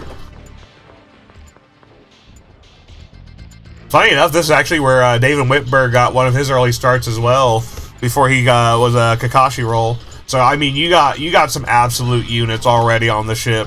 This ship cannot contain the star power right here that is on this ship. I want to say Ulala's voice actor, she plays Mia in Fire Emblem. So if I have any Fire Emblem fans in the chat below, there's your voice actor for Mia, and a couple of other Fire Emblem characters. I'm trying to think some of the more recent ones. I did a playthrough of Fire Emblem Fates not Fates, Path of Radiance not too long ago. And she was in that game as well. Okay, so here we are on the actual Nichi Maru ship. And this is actually, funny enough, going to be a very long dungeon. This is going to be a very long dungeon. But this is going to be a, one of those dungeons where I'm not going to try to map it out, like I said. You can do the map quest on this game. I'm on the outside here. Let me get on the actual dungeon itself. You can do the actual map quest in this game, but this is a very, very big dungeon. And I'm really not into all that today. But if you wanted to, in the PSP version, it explained that Kendori was enhanced and saved by Narloth and Tab. Sadly, Tatsu still won the 1v1 with Kendori in the additional scenario. Oh, that's very, very great information right there. Because like I said, I'm on the PS1 version right here, so you don't get a lot of the Lone Shadow information or a lot of that extra information right there. So Tatsu is actually here. He's kicking ass, taking names. But Nyarlathotep's got his hand in this, which is crazy to think about because you don't see Nyarlathotep, but it's like you don't see him, but he's there. You know, him and Fiamon just up there pulling strings. So, going into actual battle right here, like I said, from the last time, I've done a lot of upgrades. If you're just joining us, you've been following the series here. I got Yama, got Loki, got a lot of minor personas. I'm trying to get... So Loki, he can turn into Arthur. Arthur is one of the rarest personas in the series. He has never been seen in a Persona game or a Shin Megami Tensei game since Persona 2 and Eternal Punishment. He had a brief limited appearance in Devil Children, I want to say, but never before again seen. So kind of like Hatster until Hatster came back, the King in Yellow in Persona 5 Royal. So man, just a lot of cool stuff right there. So my strategy here, I have Summon Spirit, I have Ibisu. That's going to be a huge move for grabbing a lot of really, really cool fusions, but really I'm just going to use him for another purpose here. And I have one other person I want to use here. Oh, Ball. Hold on here. I need to get... So I'm going to put Balfu on Ball. He actually does really good with Ball, which is I believe a Emperor type persona. So I'm just going to use Magaridine. That's going to open up also my accustomed ability for Maha Aquez, and it's going to give me Giga Cyclone. So I'm just going to Giga Cyclone my way through most of this dungeon right here.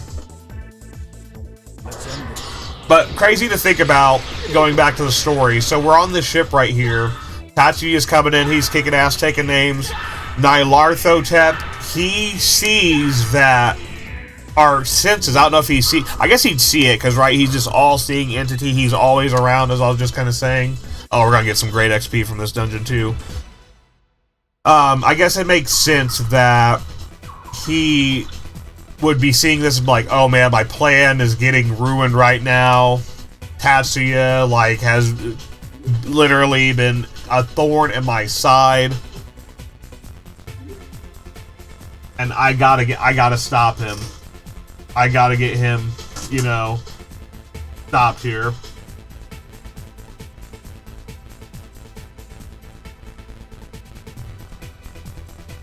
Alright, so I'm looking for the red cape. The red cape should also be, if you remember earlier, I showed you where to get the Rumor Demon for the red cape. That is going to be route specific. Ellen has the blue cape. Nate has the red cape, so I'm going to be looking for this Rumor Demon. Hopefully we find it. Fingers crossed. I love these satyrs because they have electric guitars, and they actually put electric guitar sound effects in the game for that, which is a plus for them. Alright, Balfu's not going to be as slow as fuck now, because I have an agility piece on him. Nate, I want to equip with, what do I want to equip you with, Nate? I guess it doesn't really matter because I don't have, everybody who I need right here. Some of the other minor ones, but EBC is going to be really good with Nate. They're going to vibe pretty well together. He also have that, the two, he's a really good support one, and he also has Summon Spirit, which is going to go together really well with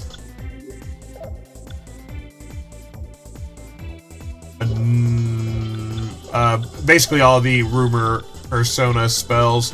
So I'm just kind of thinking here how I want to get this Giga Cyclone out, but I'm gonna have to take the.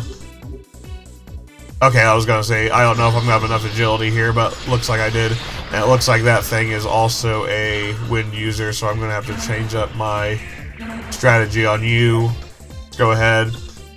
Unfortunately, I don't have any of the other than Atomic Bufla. That's the only one that I would have that goes with Summon Spirit right now, and it would do the King Frost spell, which is really cool. I think I still need the King Frost spell, actually. Which I'm going to kick myself in the ass if I got rid of my Jack Frost, which I think I did. Oh, no. Alright, let's go ahead here. Earth, Wind, Water. I can do that, right? Earth. Oh, yeah, Earth, Wind. That's literally it right there. I don't even have to move anything. Fun fact, since the PSP versions were released after P4, we can literally fight Izanami and Lone Shadow before you did. Yeah, literally, it just goes to show you, like, P2, you can do it all now. You can do it all before the characters did it. Everything else is just like a fucking, a bonus, I guess. I love that Izanami fight, too, in P4. Alright, I'm just getting a fucking lot of great stuff right here.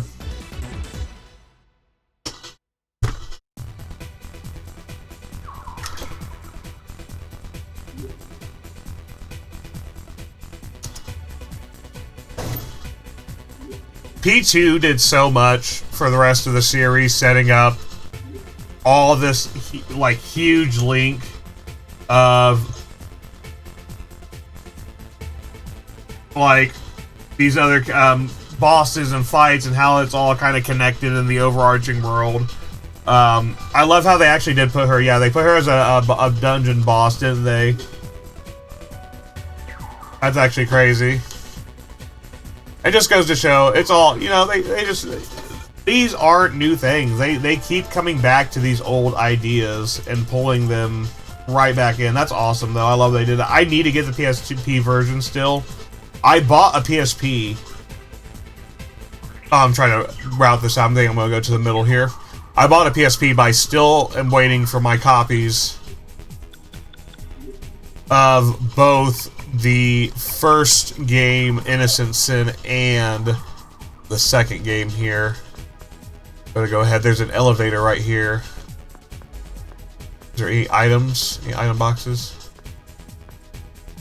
Do you play the mobile game, DX2? I do not play the mobile game, no. I play probably the mainline games, SMT5, SMT3, Personas. I wanted to try out Imagine. I would love to see them actually redo Imagine too. I had another viewer who was talking to me about the Persona. Oh, there's a Persona MMORPG. I'm like, what? That's crazy. I have to check that out. So I think they still have some fan servers of that still up. If you do play that or any fan servers, please let me know your experiences there, because that is actually a really cool idea in my opinion. But no, going back to that question, is I have not played the mobile game.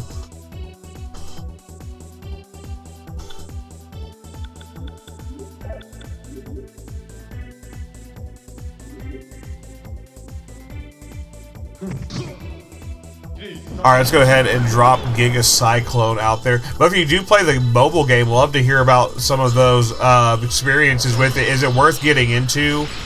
Is it like a, you know... Is it, I don't know, like an addictive kind of gameplay loop that Shin Megami's known for? Love to hear about some of those experiences.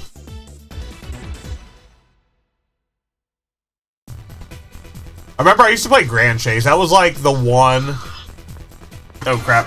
I'm looking for the red cape right here, so I'm trying to see if I can get that. We're going to get a lot of high-level enemies here in the meantime, which is going to be great because I can just Giga Cyclone them all, basically, and I'm trying to get a mutation evolved anyways. The evolve in this game, the system works a little bit different than in other games in the series. Let's get this over. Where you'll see in like 3, 4, and 5, this one is like a little bit different than how those actually work, and some of the SMT games as well.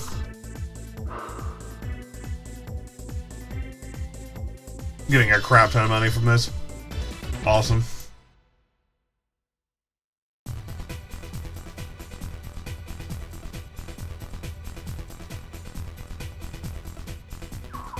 Alright, let me go ahead and save it. Izunami, I'm going back to Izunami 2.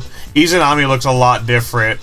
What I love about the characters and between the 2D and 3D is Izunami looks a lot different than the one you was facing. Oh, man. Pitch Black, yeah, it's really addictive. They did a collab, what's Devil May Cry, and it got Devil May Cry 5 characters, all that you can use in summon. I miss Alice in the Wonderland collab. We can get Alice. Yo, that is awesome. I would definitely check that out. I used to play a lot of Grand Chase, which was kind of like a gacha, pretty much. So that was actually really addictive. I don't know if this one is, I'm not trying to compare this one to a 2.8 gacha directly there, but those kind of collabs, that kind of reminds me of like the last mobile game I really played. If it has anything kind of like that, yeah, it's going to be in trouble for me, because I love that Grand Chase game. I'll have to check that one out. Okay, let me go ahead here. I'm going to pop another Estoma. So the Estoma trick's just going to be a really good way, if you ever are looking for specific demons, to just get them a little bit quicker. Unfortunately, I'm going to be a little bit low level, actually. I'm a little under leveled for this dungeon, I feel like, right now. So I'm kind of getting a little bit of levels here as I'm running through it, but a Stoma trick is going to be great for just pulling out those rare rumor demons. And since I posted that, the Kozuna agency, we should have the actual rumor here. Here, I'm missing something. Oh, right here. So this right here, these trash cans. This is what I love about Persona 2. These trash cans right here are actually item boxes, which is actually crazy to me. Because you can easily walk right by that. It's like every single dungeon kind of has this theme to it, and they really stuck to the design elements of that theme. I really enjoy that. Part of me enjoys that. And then there's times like that where it's like, oh my goodness, what is going on? Why is this like that? Alright, so I have Nada here. He's going to be really, really good for this. Now, unfortunately, I'm going to have... Fortunately, I'm going to have to change up my move here, so we're just going to do Tidal Wave instead. I'm trying to think what other spell do I have that's a water spell? Oh, Ball, that's right. That's right, I have Ball right there. Okay, now it all makes sense. I'm like, what other, like, water spell do I have? Duh, Balls of Water. So, that's perfect. I have 2 AoEs right here. I have to finish Raidu. Yeah, I still have to do that. I've been wanting to get, chat, let me know, should I get SMT4 Apocalypse? I'm going to be real, I have never played 4 Apocalypse. That's the one I've been wanting to play. Is it worth it? Because I have it on my wish list right now. Let me know your experiences with it. Oh, Mafui. That is actually perfect. I was needing that Mafui card.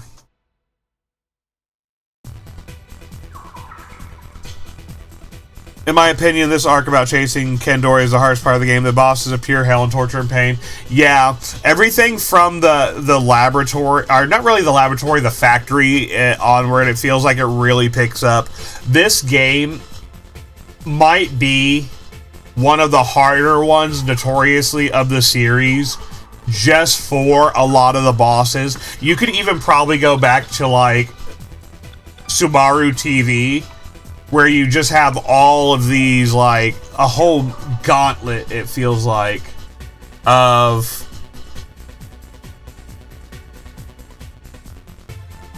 bosses. So it's going to feel like I'm going through here and mapping out, but I'm not trying to map out the quest. Like I said, I'm just trying to bait out the red cape, which is going to be... There it is. There it is. We got it. We got it. We got it. Here is the rumor demon right here. That I'm not crazy. I swear I'm not crazy. There is a rumor demon. I know this game's all about, like, the occult mystery, but there actually is a red cape. So this is really cool right here. I'm so intrigued about how they would handle this in a remake of this game, assuming they stick to the core story. Would they, you know, combine the Ellen and the Nate roots? If they did, would they leave out some of these rumor demons like the red cape? Because Ellen has the blue cape, Nate has the red cape. Let's go ahead here. I'm going to talk to the rumor demon red cape. I love the design of this thing. I don't know if it ever appeared in another Persona game here. If it did appear into another Persona game, I would love to know. He says, red is good. Red food good. Red or blue. That's exactly why it's talking about red or blue. Blue is going to be with Ellen's story. Red's going to be with this one here. So let's go ahead here and take on the red cape demon here. This thing is going to be, I think, level 46. Yeah, level 46 it looks like here. And I'm just gonna do what I did there. I mean, what's the opposite of red, right? Blue? I think blue, I think water, so I think the blue one, if I remember correctly, is weak to fire. So if that, following that logic, it would make sense that red would be weak to water, right? Unfortunately, if you see my order right here, this order is actually not good. This order is so bad right here. I might use honestly, Katsu's move right here might be really good too. I'm gonna go ahead and use a little absolute 0-2. Let's go ahead and do that. I'll put P2 EPPS1 as the hardest SMT Persona spin-off game next to P3 FES. Oh yeah, FES was a tough one too, but a lot of people put this as a really tough one just because of a difficulty spike. The whole Persona 2 duology, I would put, like, yeah, right, probably at the top, right there with 3 with you. I'm trying to think, because it's been a minute since I've played 3. That was the first one I really got into the series with. I would say 3, definitely a very difficult one as well, but manageable. The thing about 3 is the same. I feel like they have the same kind of issue. Not really issue, because it's not an issue, but it's the same kind of mechanic behind them, and that's that you really need to grind. Like, every single level of Tartarus, you need to grind until, like, I remember grinding Tartarus until everything was running away from me. That might just be me and how I play these games. That's exactly how I play Persona 2 here as well. But go ahead here. I'm gonna put my get Maya's attack up just so I can hit another one of those, and that should be enough to put it away if the absolute 0 doesn't. But they both have the same kind of combat grind in a way that makes it so you really need to spend time investing in your characters, investing in your personas, leveling up the personas, powering up, and then when you get to those mid-level bosses, then when you get to the actual bosses, you're not going to have as bad a time. That was my experience. I feel like once I figured out like the actual gameplay and combat loop of that game, I was able to just burn through like the whole dungeon and everything, like the whole Tartarus. I was just going floor by floor. If you've ever played the Naruto, oh gosh, the old Naruto PSP games, Ninja Council, I think, maybe not. Ninja Council might be DS, but the old Naruto PSP games, they had one that was just a tower climber, and you would climb up like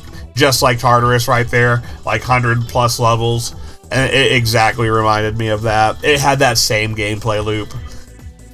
So that's why I would definitely put them at the top right there, just because you really, really need to invest time in your party if you want to be successful. Let's go ahead here. Same with a lot of SMT games. SMT3 is the same way. You need to invest in your party, level up your demons, level up Demi Fiend, or you're going to have a bad time. You're going to get stonewalled by Matador, and you're not going to have a good time. You're going to get nocturned, and you're not going to have a good time. Especially a lot of these older ones, where they're not as forgiving as some of the modern ones. Like SMT5 is a really good example. That game is very, very forgiving. I would put that probably... I know a lot of people, for some reason, I'm not like this. I hear people say this in the community. They're like, SMT5 is the hardest Shin Megami game. I'm like... To who? To anybody who's only played 5 and SMT5? Like, what? I think the hardest difficulty spike in SMT5, and hey, love to hear some of the experiences. Maybe you have a different one in the comments below. But the real difficulty spike was the last maybe area or two. The names of them escape me, but I have the gameplay on my channel right there. It's when you finally get to the very last areas of the game. You're finally winding down. You got the Shiva fight. You got the Demi Fiend fight. You got the Beelzebub Fly fights. When you really finally get the big baddies and a lot of those big bosses, that's when the game kind of stonewalls you. That's where I really felt like I was getting the first stonewall when I played that game, where I finally had to like, okay, I gotta invest in my characters and my party, where I wasn't just kind of going along. But I don't know. A lot of people say SMT5 was one of the hardest ones. I don't get that. I think SMT5 was one of the easiest ones. I think SMT5 is the most forgiving and the easiest of the Persona SMT series. So that one, it would be probably at the bottom of my list. I'm gonna go ahead and give my characters a couple of chewing souls. And let's go ahead here. We got the red cape, so that's actually really awesome right there. I'm going to go ahead and save it. And this is, one of those games, too. One of the hardest parts about this game, you always have to save it. But having that save on demand feature does make it a little bit not so threatening all the time, because you can save. I feel like SMT3 would also be probably right there underneath. Top 3, going to give you my top 3 hardest here. Persona 2, Duology, both of them together. I'm going to put those in the number 1 spot. Persona 3, that's going to be in the number 3 spot. SMT3, that's going to be in the number 2 spot. I might put SMT3 actually in the number 1. No, I feel like SMT3, once you really get the gameplay of SMT3, it's pretty forgiving. I think the hardest, honestly, in my opinion, boss, and this might be a hot take, is probably Matador. If you can get past Matador, the rest of the game's kind of a cakewalk. Okay, let me go ahead. I gotta go back to that elevator there in the middle. Let me go ahead and run back down there. Okay, here we are.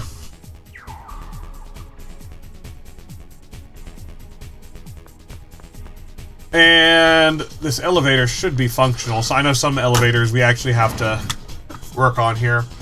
All right. Perfect.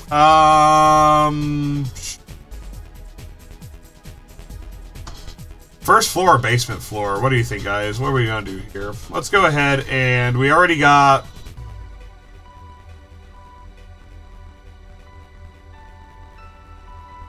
Let's go down to the basement. Let's say we already got the red cape, so I'm not really needed up here anymore. I'm not trying to do the map quest because I've already done them all before on my other playthrough. And I already have most of the cards anyways. It's really just good for some extra Fool cards. And I don't really mess around with the Fool cards too much on this game. That's one system that I hope they do revamp in the remake.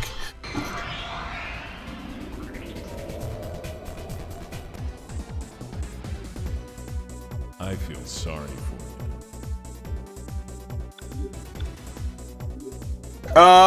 you. Basically the same thing right here, pretty much. Just gonna just drown them all. I mean, we're on a ship. We got the water background, so we're just gonna use some water here and throw them overboard with the tidal wave. Like I said, I'm not gonna be mapping out any of the areas or anything. I've already done the map quest before on here, so I'm just gonna be running through, powering up. I might hit the Velvet Room. I'm sorry. Just to grab, I don't even think I need to hit the Velvet Room, really.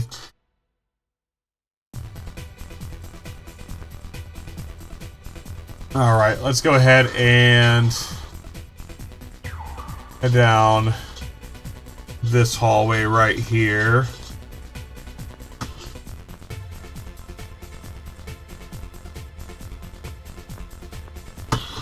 And we're gonna get another fight. That's alright. Not too big of a deal. Like I said, I'm trying to get Arthur as well here, so fingers crossed I can hit the Arthur. I think it's a random evolution if it's either Arthur or one of the other ones. So fingers crossed we can get Arthur quick and easy.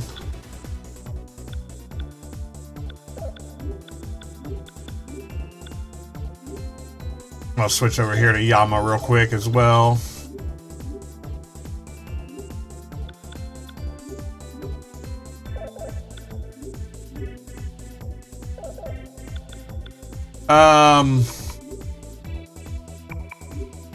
And let's go ahead. I'm just gonna have to move Balfu up. This might get my turn order slightly out of whack, but that's all right.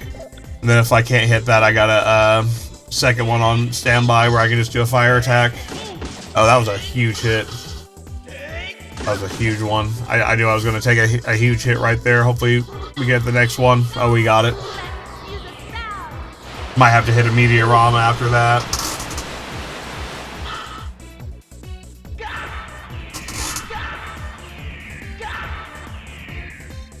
I felt this before. Oh, sweet. At least we're getting a lot of XP and levels. That's the great thing about this place is I'm quickly going to be leveling up. Even though like I said, I am slightly under leveled, I feel like, for this area. But that's alright.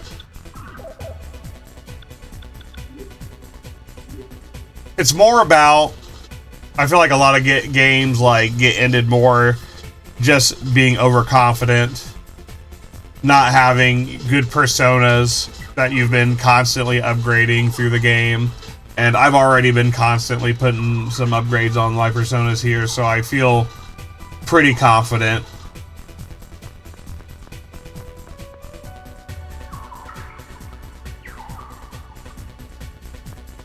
And if we can find any trash cans, I'm pretty confident that I missed a trash can as well.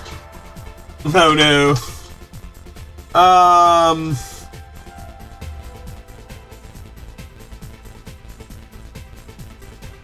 Let's go ahead and run down this hallway, I guess.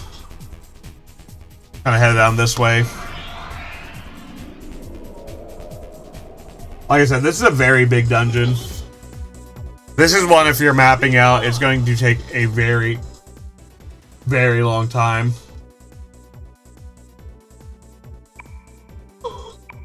Oh, is that Power? Yo, that's Power. Talk about a persona that looks a lot different in a lot of his other forms right here. But here we get a look at early Power. I wonder if they're going to bring a lot of these ones back for Persona 6.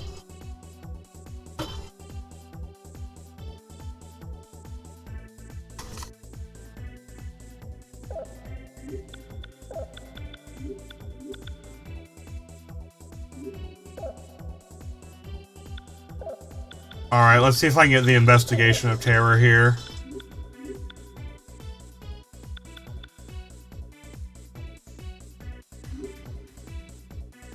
Oh, sweet. So we got a new contact here, the Investigation Terror. If Nyarlathotep can enhance and revive the previous villain, imagine what type of evil guy that Nyarlathotep will bring if he's truly back in P6. Yeah, that's what is up right there. I want to see Nyarlathotep back in Persona 6 up to no good.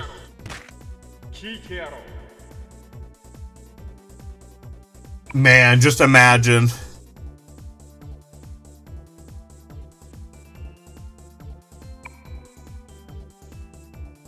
I bet we're gonna get. I bet I can tell you this much because there's not a lot we know about Persona 6 right now. So far, you know, with Persona 6, we know it's going to be this dark story. It's going to be this next era of the franchise. Probably going to be a lot more horror influence. So Nyarlathotep might be bringing back something really scary. Some really dark forces. Are we going to get Gozen? He might be back. Izanami, maybe it's no, we already got Izanami there. But, you know, maybe it's going to be, you know, some huge godly force like Tiamat. Dante, you know, they bring back Dante, he's the final boss. But no. Oh, we got some judgment cards right there. But, like, something that powerful, like a Tiamat or something like that. A god of some sort. We're always having to fight these gods anymore. So what dark, godly force? Maybe even, dare I say, are we even going to get more of that Cthulhu, not Cthulhu, but that universe, the Cthulhu universe, Lovecraftian, there's a word for that. I was going to say, there's a word for that. The Lovecraftian universe. So, you know, are we even going to get a little more of that, you know, so to speak? All some really interesting things to think about. Alright. Let's go ahead here. I'm going to head back because I'm at a dead end at this side here. Unfortunately, I'm going to have to switch back and forth between Yama Oiji. What I really like about this game too, which is crazy, I like how easy and player friendly it is to upgrade your personas.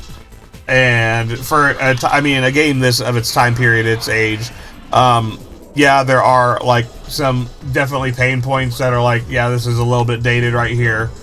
But there's also a lot of things that are just really well done. And I really like how your SP is basically locked in at one cost flat, one flat cost. It doesn't, it's not a dynamic cost system where you're paying X amount for this one and the stronger attack this amount, which is a larger amount. If I want to use Megiddo, or if I want to use Magidolon, there's going to be a power cost. And especially in the like games like SMT5, they completely kind of rechanged the gameplay where a lot of those skill costs you would be paying 150 MP. Like they only want you using these skills like one time, two times, three times a fight, instead of being skills that you're constantly going back to. Let's go ahead and change the order up real quick. But it's really interesting that this game kind of has one flat cost in comparison to a lot of those games with a dynamic cost system. And it actually makes sense for using Megiddo, Megidolon, and all the stronger versions because you're not being charged an arm and a leg just to use the upgraded versions. So it's very interesting.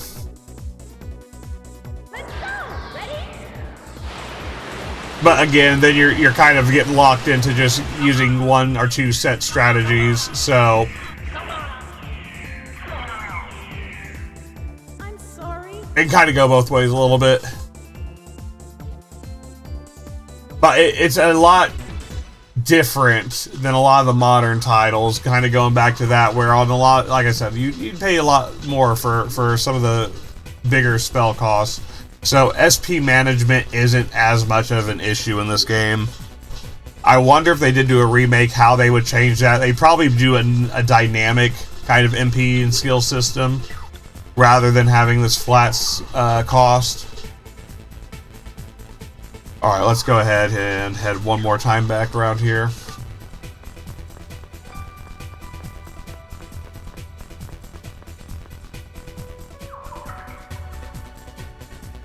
Oh my goodness. I'm so backwards right here. What is going on, chat? I hate these tight corridors. Okay, I need to go this way. Go down this way. These tight corridors have me like really confused. This is like one of those really narrow dungeons right here.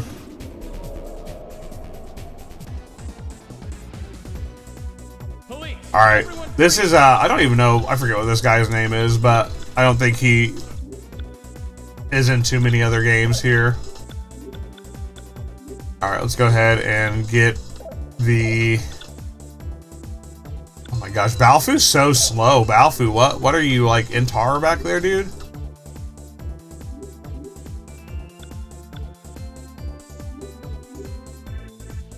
Not as really good for this dungeon right here, but I'm actually going to change up to Yama just for my Agion, Rockfall, and then do I have one more? Yeah, then I got Hell.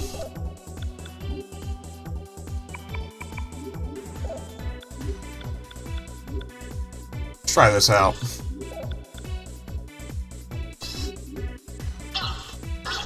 So you ended up still getting the first hit right there.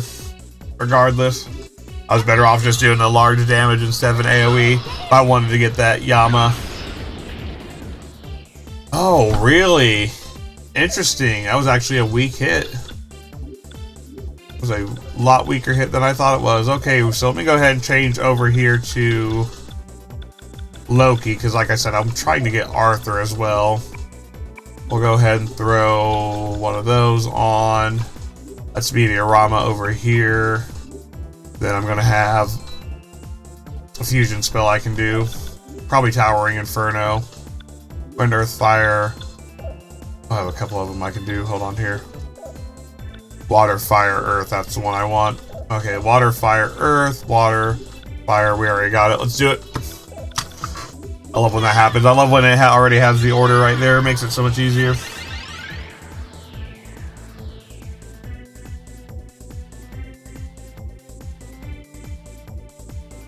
I'm depending on you.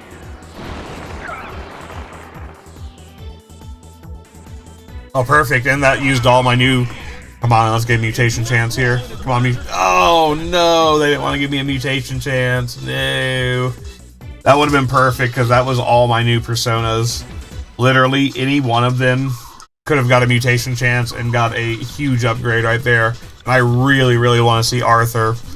I'm probably gonna farm some Loki wins right here, just so I can get Arthur. It's either here or it's gonna be at the old farming grounds at the high school there.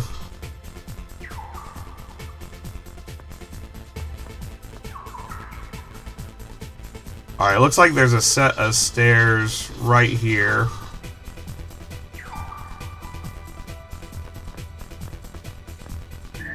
Right next to this bead of power, it looks like.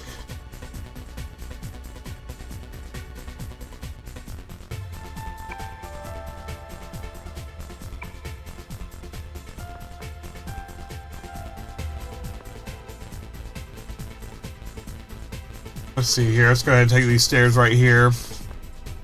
And it looks like I'm going to be in a bottom part of this ship. Let's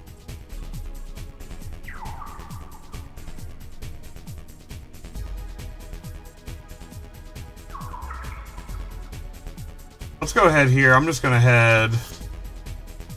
I don't even know where. I'm just going to head, gosh, I guess west. Really do much, huh? I have no idea where I even am.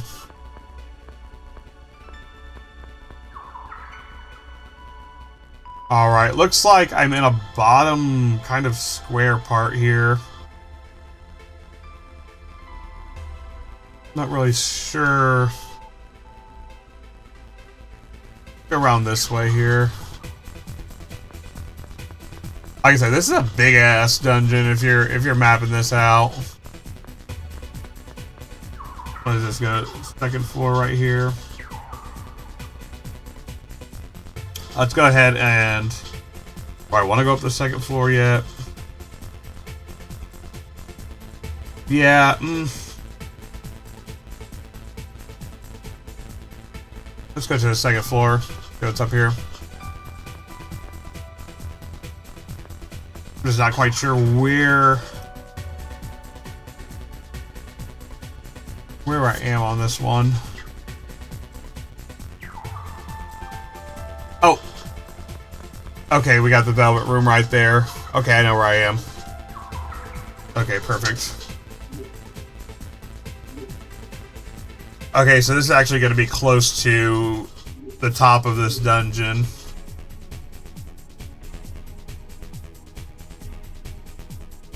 Go ahead and save it real quick here.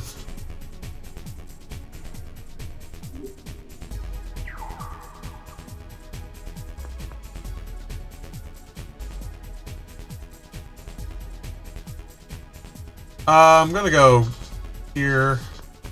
There's an item right here. We're gonna go right over here and grab this, but I'm gonna go probably back downstairs here. There's another item I need to grab. Let's go ahead here. Bring Maya back to Maha Akwe's. And I'm just going to, like I said, try to farm Loki's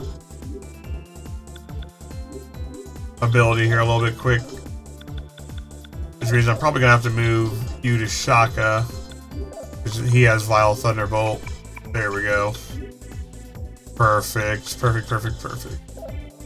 And then I can move you off of Yama back to Sith, actually, because that would be great, because you both have Vile Thunderbolt. Try this out. Yeah, so that, like, if you're, I'm not going to map this whole map out, because this map is actually huge. And an absolute maze right here. This is where the game really picks up. But I will kind of, I do want to farm a little bit here, because I want to make sure I'm at a good level. Going into this boss battle, which is definitely one of the tougher ones. They've all been pretty tough here so far, so having the right level, right personas, that's going to be a big help.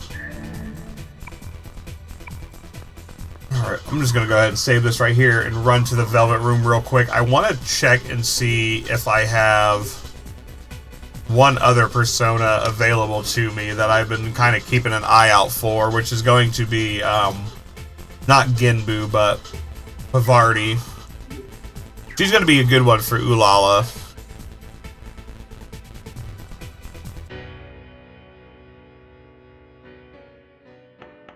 I'll talk to Nate real quick here as well. Nate says, this palpitation, as if I had gone back 4 years ago. Is there a part of me that hasn't changed? What? Okay. Alright, let's go ahead here. Pavarti. Oh no, I'm one level off Pavarti, it looks like. Unfortunate. Okay. Oh well. I'll have to come back here once I level up. Pavarti's gonna be really good for Ulala. I've been keeping an eye out for her. She's gonna be a great one for Ulala. Alright,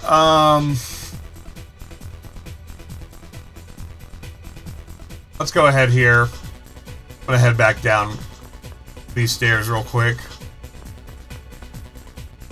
Kind of do a little bit of a backtrack to that first set of stairs over here. Go ahead and pop in a Soba. The reason I'm going to be backtracking, there is a spell card I need to grab. I believe it's on the first floor. I think I went up the wrong staircase here. Or too early, I should say. I went up one too early. Let me go ahead. I like to usually use this one for Katsu because that flat 14 for a Stoma. That's just such a great price to be able to use that skill right there. And I'll just go back and use Nada. Nada's going to be really good on Katsuya.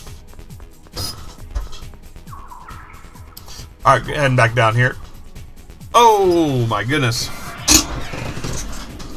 Okay, a lot of fight. This is a very active dungeon. A lot of NWO members here. You want to go?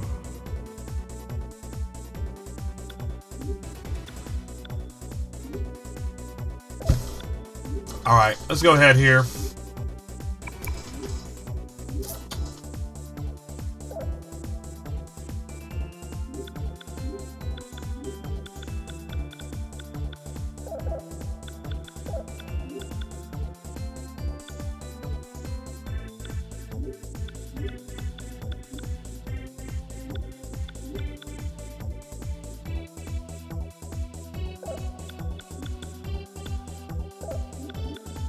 I'm gonna get my order all messed up. Okay, we'll hit a lightning paralyze on this. There we go. 2 out of 3 ain't bad. We're just gonna pass their turn, and then we're gonna be able to tidal wave. I think we got the setup here for this dungeon. Lightning and tidal wave. It's a good sign of a storm right there.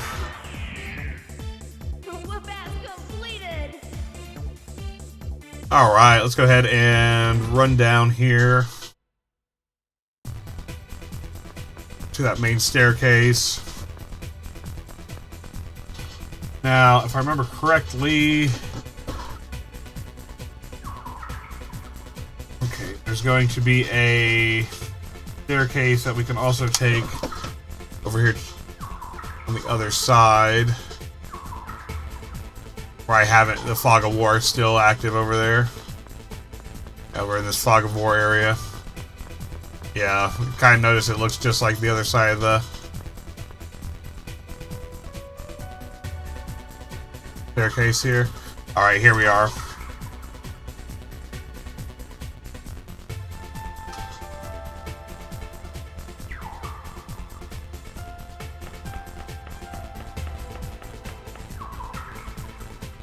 Alright, so there should be... Here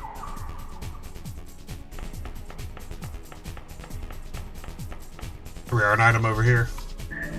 What? Should be an empty item box. Always works out.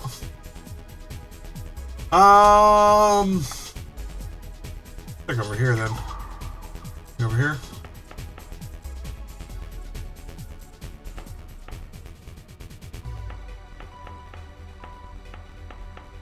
Alright, let's go ahead and check the basement over here.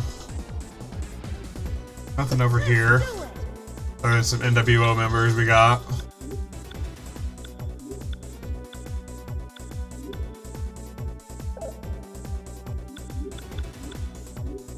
Same thing as last time.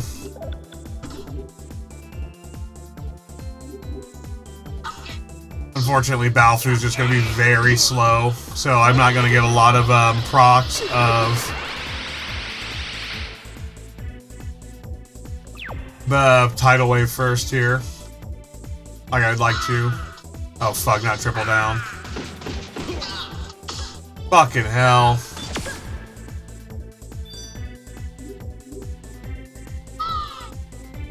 That tranquilizer skill can be very annoying.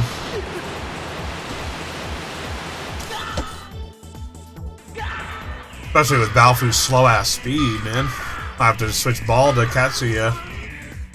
I'm sorry. Oh man, no mutations.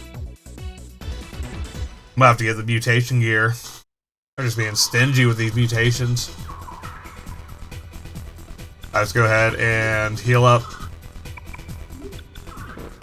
And save. It's gonna be a good reason to save here.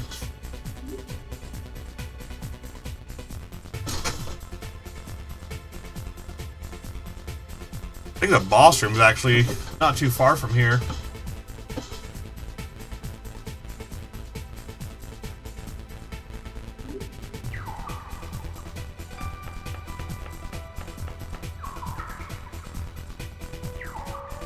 West. I hate these tight corners in those corridors because it's kind of hard with the fixed camera. There we go.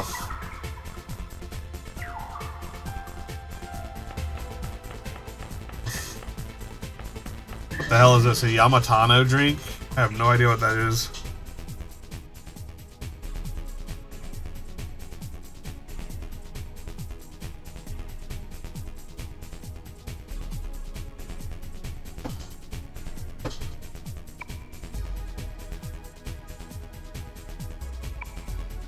Alright, so this is actually the second part of the mapping.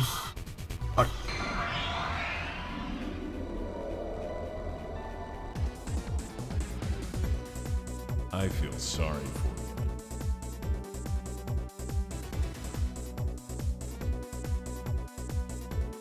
you. Alright, let's go ahead here. We'll take out Ralph, who heard me talking shit. Say he's slow as heck. Now he's actually gonna kick it up a little bit.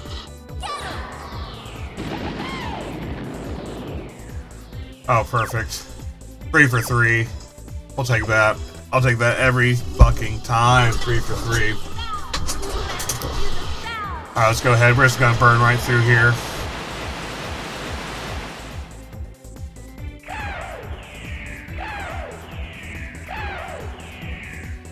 I'm sorry.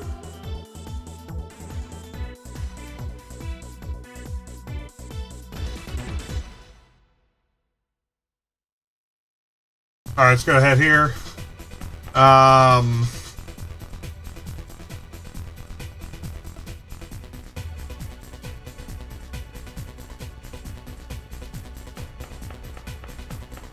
Go ahead, just head back this way, I guess.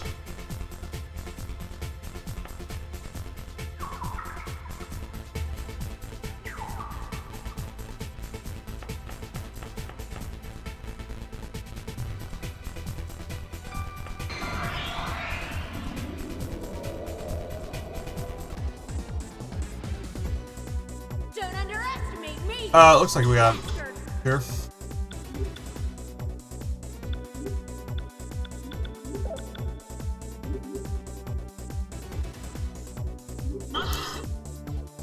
Prompt decision, prompt battle.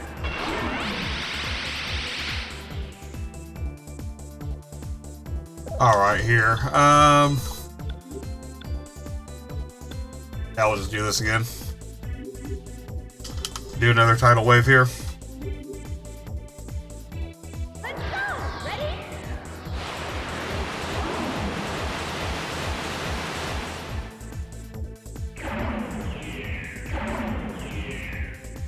Whoop-ass completed.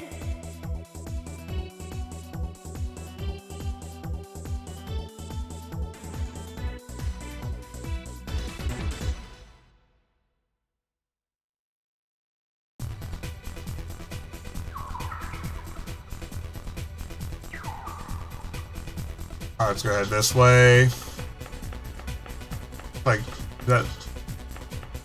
B3?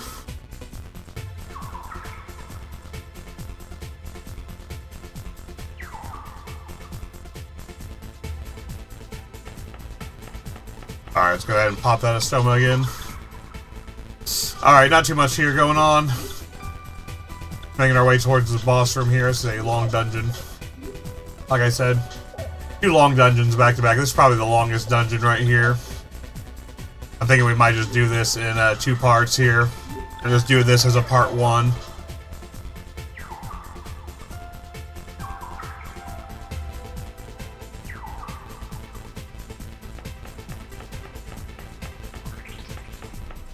Oh, what?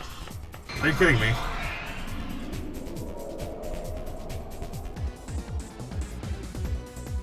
So, who wants to have their face? Or NWO.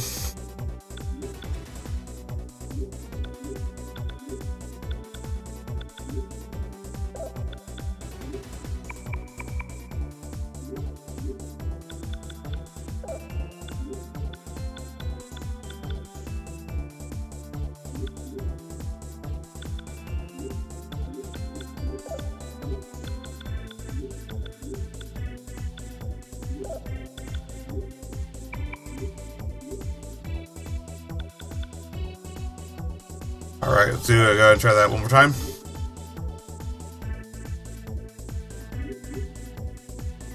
I'm depending on you.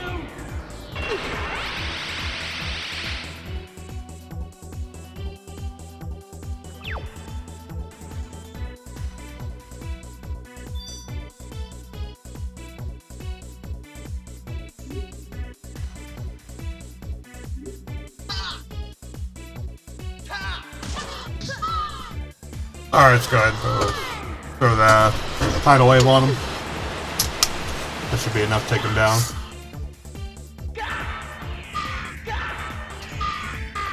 Perfect. Whoop-ass completed.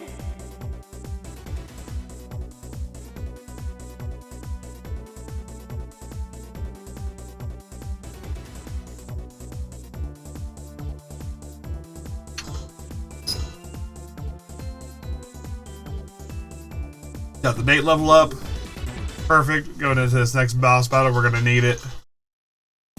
Next boss battle is gonna be one of the hardest ones. I'm not trying to map out. If you're trying to do the map quest, you'll want to get all this stuff right here, but I'm not trying to map this out.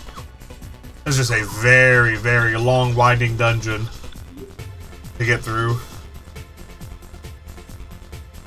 That's why the map maker gives you a map in 2 parts. Ooh, oh my goodness, let's keep going here. We're running through it. Like I said, it's gonna be a long one today.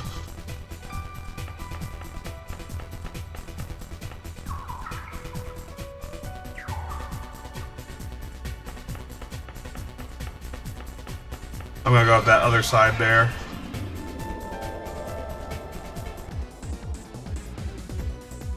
Fools, be gone. Stuparidith.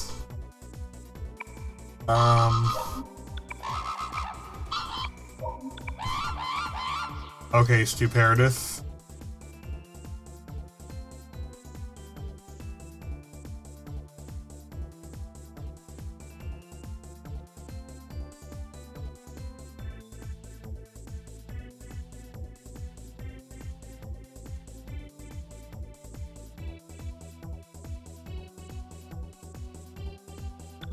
Try this out. See if this works here.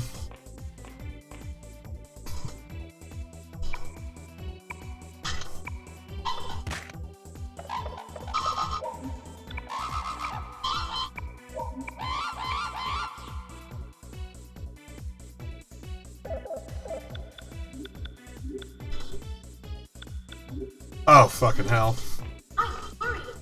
I'm worried about you. Well, GG. I played that one. I tried to play that one the right way, but it ended up not being the right way there.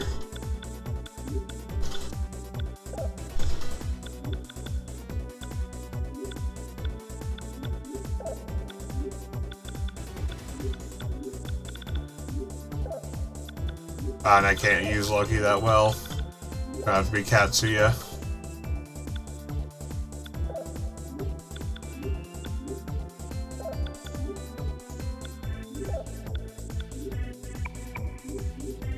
Alright, let's do that then.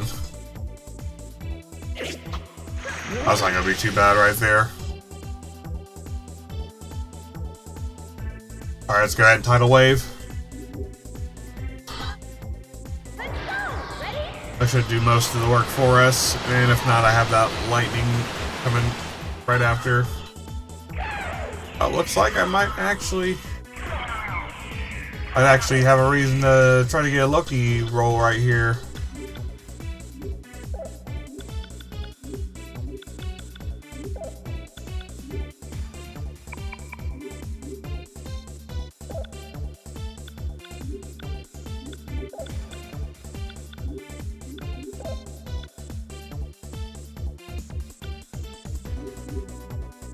Alright, lightning blast, let's do it. Come on. Come on, give me the Loki modification, Arthur. I am the champion. Oh, no low. But we got the level up for Maya. Oh well. That's at least gonna give me level 36.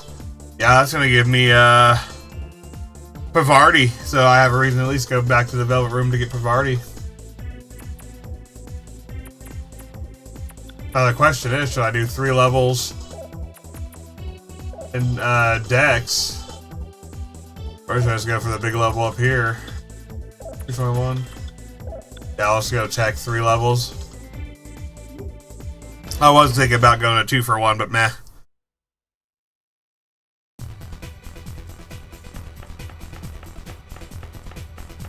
Oh my goodness, I can't get like 5 steps without grabbing. Another battle.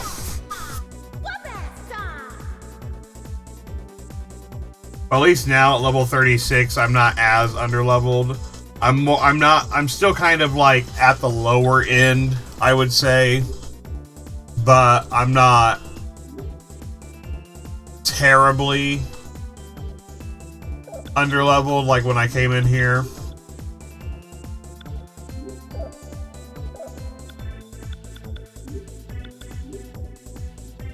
I'm gonna go ahead and move Ulala back to Sith.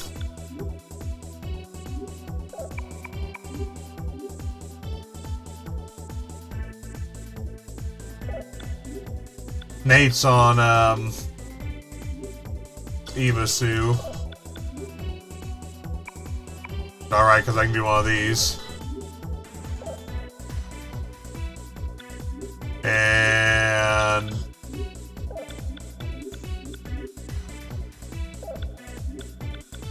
I really want that Loki. I really want that Loki level up. I'm trying for it.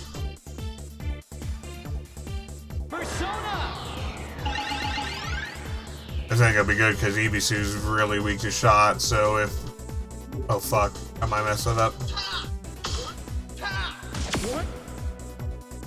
I don't know why that... I must have put it in the wrong order there. Oops, my bad. I'm paying attention, I was working too fast.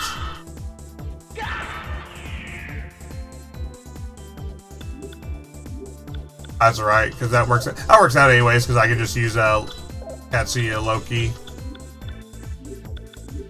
And him and Loki actually will work out here for a double lightning attack.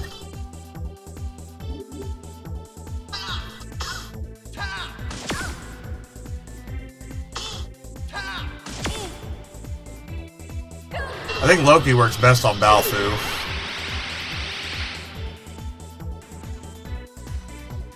But you might just throw him around a couple times here.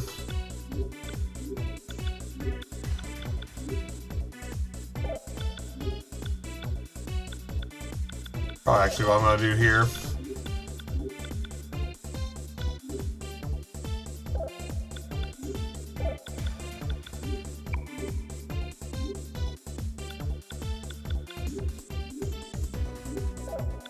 Oh, there we go.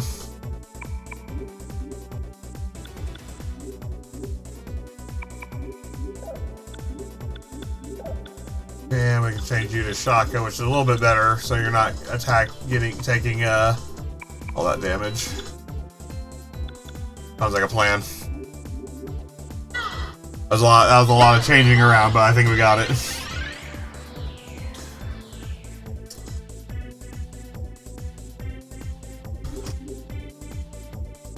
Like I said, I really want to get that Loki upgrade.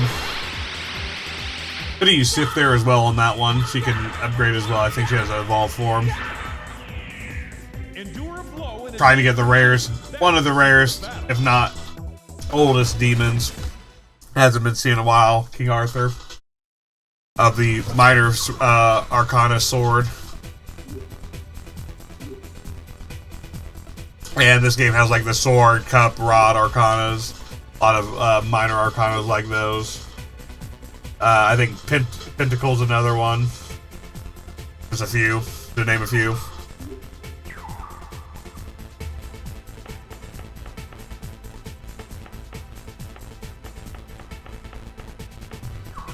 Alright, looks like I'm heading up here. Got this right here.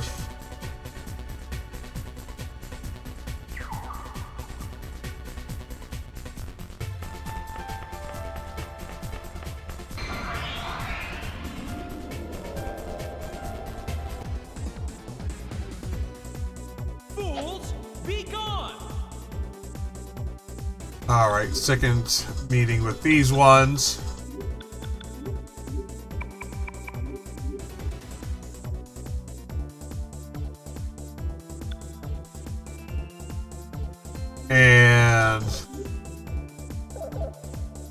And honestly,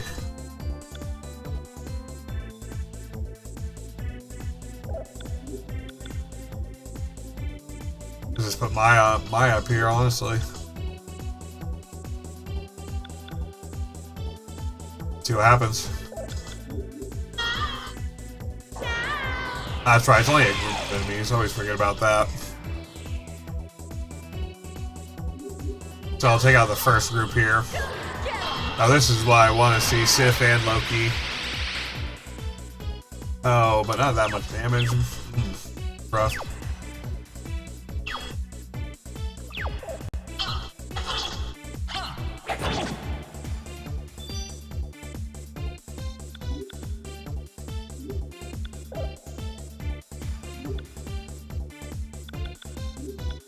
That's right, because I get Katsuya back on it. With Loki, you can do a Loki drop with Katsuya. And he'll just do a Shaka Loki one. Should be a pretty decent damage here. Hold him down.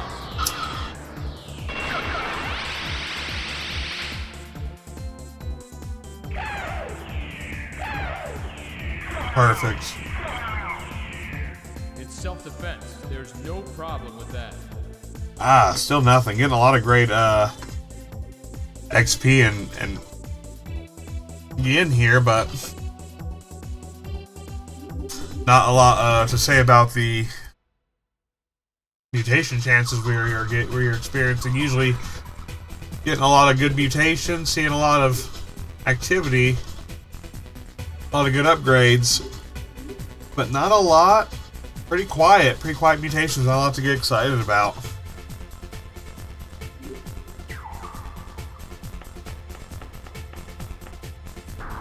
Oh, fell through the map. Oh no, I fell through the map. Whatever will I do? Well, looks like I...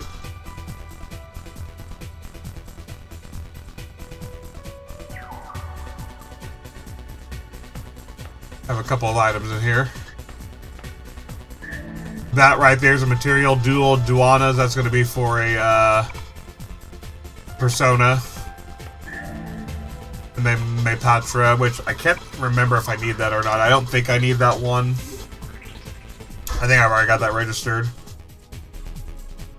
There we go. Let's go ahead and save that right there.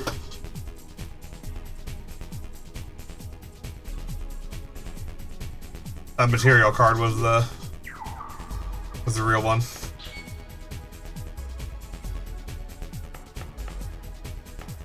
Couple stairs right here. Let's go ahead and head up those.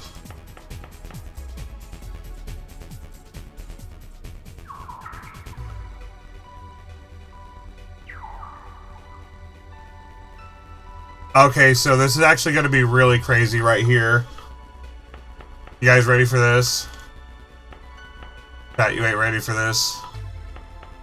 Post in the comments below right here. You see this? It says conference room. Huh, I wonder whose conference room that is. Well, if you remember, we're on the NWO ship, right? We're taking the fight to them. We're in the belly of the beast. This is going to be the conference room that we saw earlier. Go ahead and take a look in here.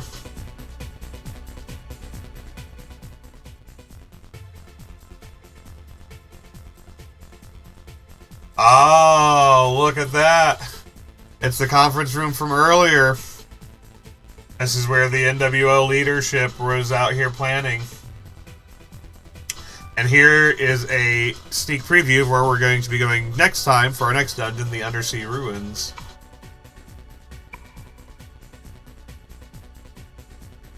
Right here.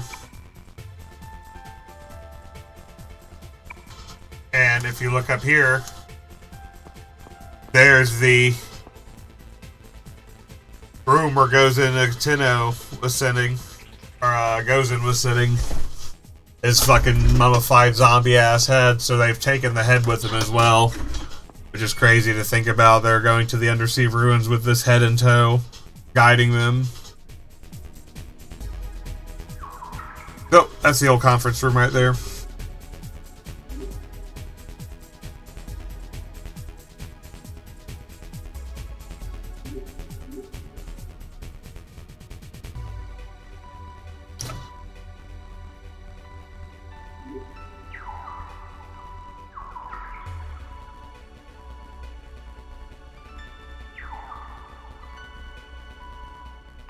Alright,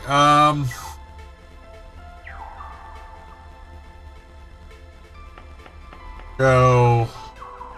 It's time to go backtrack.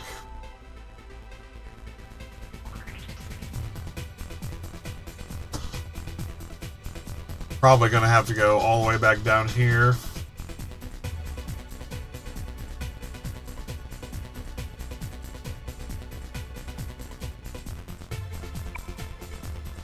Where was that last one? Yeah, I had this one. Those stairs had...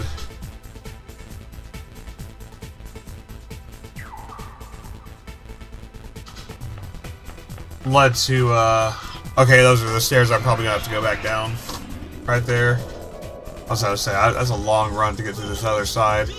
Oh, what the hell are these things? Leviathan. Oh, those Leviathans, actually, I think they have a, thing attached to them.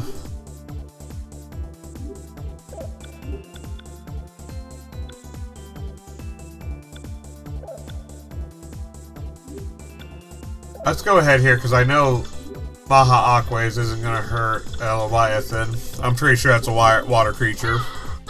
Last time I checked.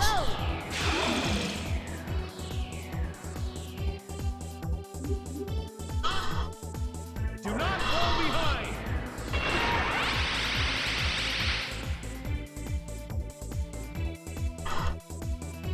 There we go. And then...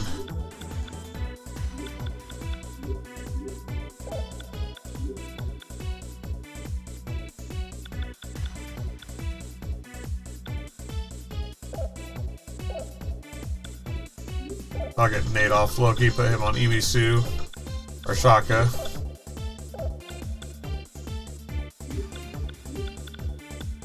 Katsu is on Loki. Balfu on Shaka. Oh my gosh, 34. Hope it's worth it. Jeez. That's a huge, huge, huge cost for that one. Let's get this over with.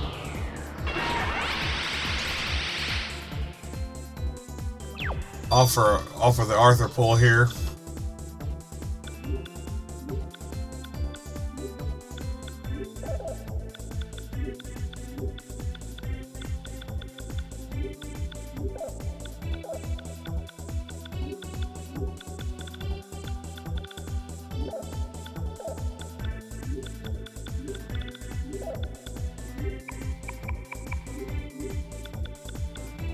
I got it here. Plus lightning blast. Like I said, trying to get my character to get the modification to turn into Arthur. Endure a blow and administer two. Ah, still can't get it. They're being stingy. Very stingy.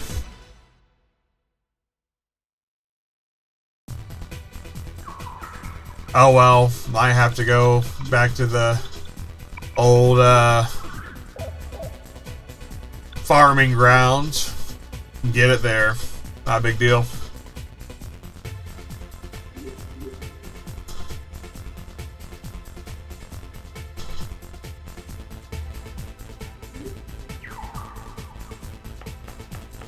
Head back down here.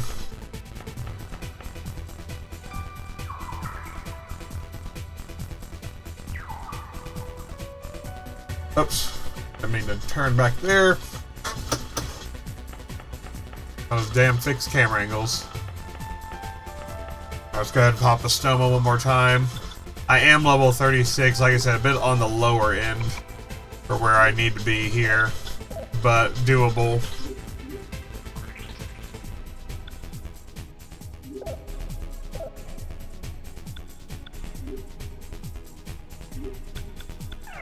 And that Estoma will help us out just a hair.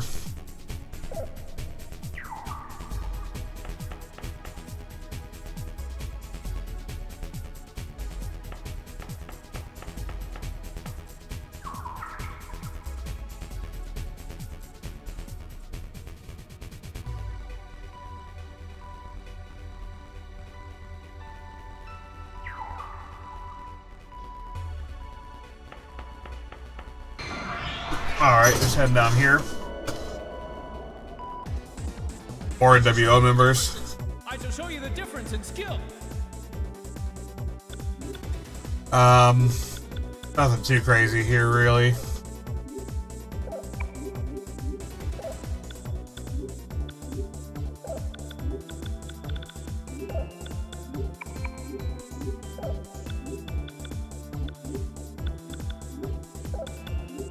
Let's go ahead and drop it like that. There's 5 of them, so this is going to be a good one for getting you in. Probably a little bit of experience too here. See if we can get all 5 of them. Nope. Nope. Just one. 2 out of 5.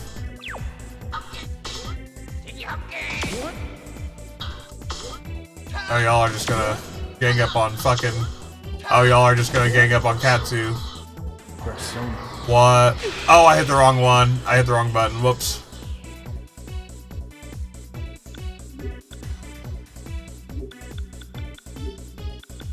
They're all ganging up on him because he's weak to physical.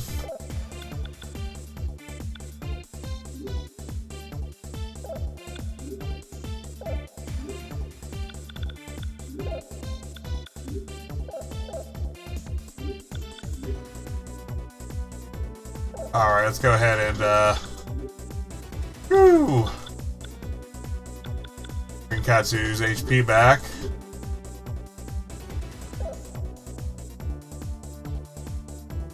Then we should be able to end the fight on that. Yeah, they fucking are trying to exploit that physical weakness like crazy.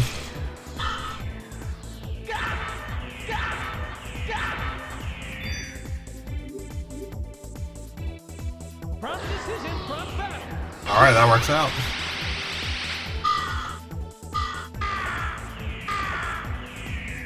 Endure a blow and administer 2.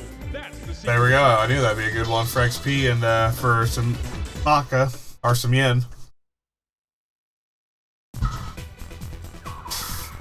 Oh wow. Already back at, I literally spent a bunch of money and I'm back at getting upgrades and ready for this next dungeon here. I'm already at 210,000. That's huge.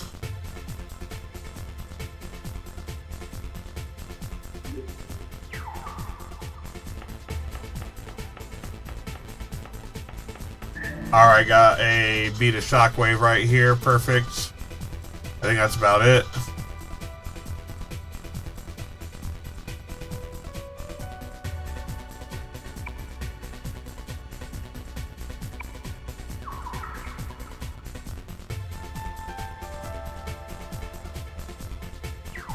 Go ahead and head to the boss room.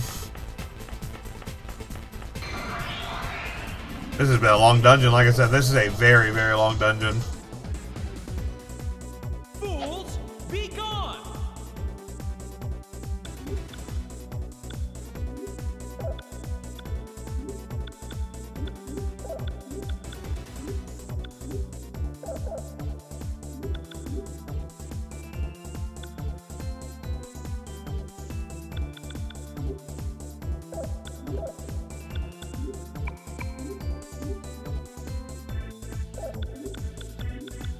There we go.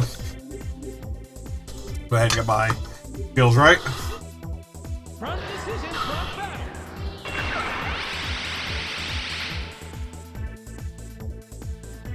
2 out of 3. There we go.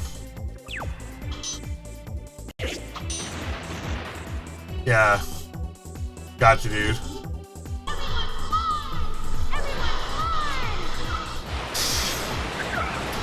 Alright, now surely we can get some movement, some special abilities on ball, double power up, perimeter increase, mutation. Come on, mutation chance. Oh my gosh, the dry spell continues.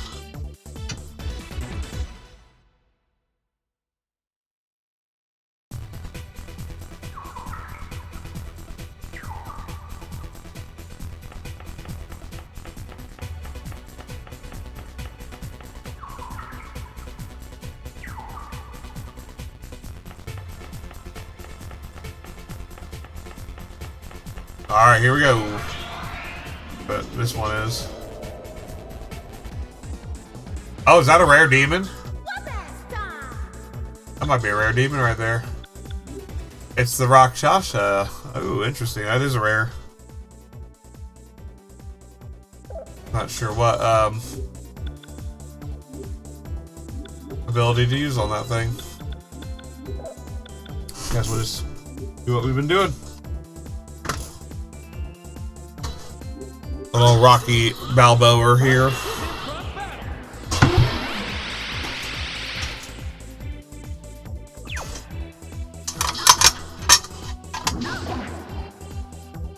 Or Rakshasa has immunity.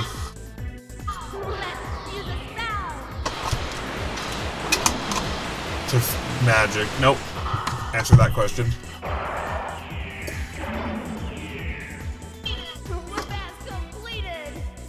Yeah, no kidding. That was some ass whooping.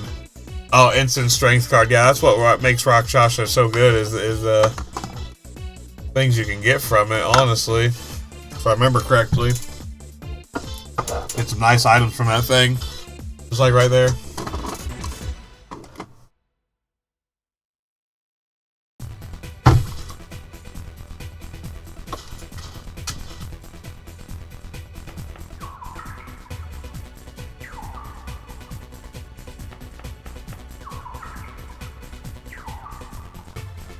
Go ahead, head out this way. That looks like here the way to go. And I'm just gonna run all the way around here. We get to the stairs.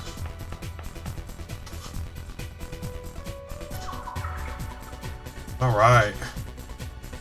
I think this is it, ladies and gentlemen. I think we finally got to the final floor here of this long-ass dungeon.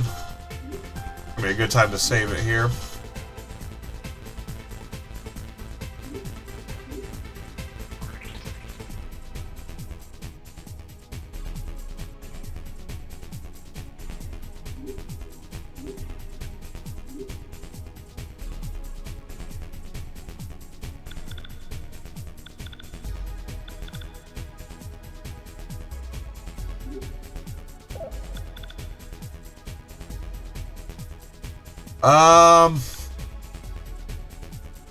Probably just save here in slot 2.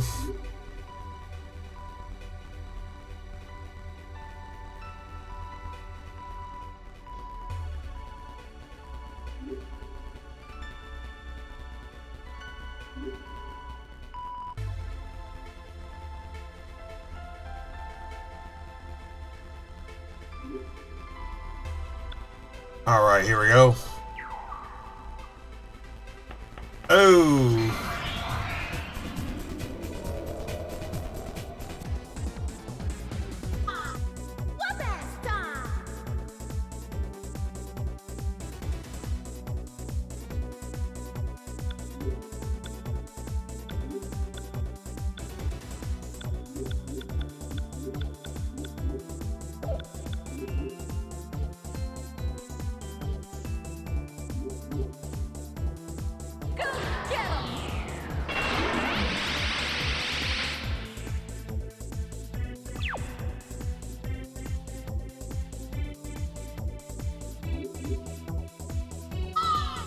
Alright.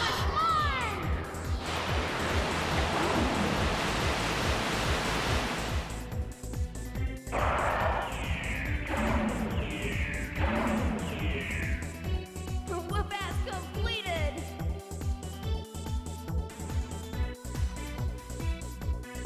Finally. Mutation, but it's just a parameter increase. Oh, whatever. Beggars can't be choosers, I guess.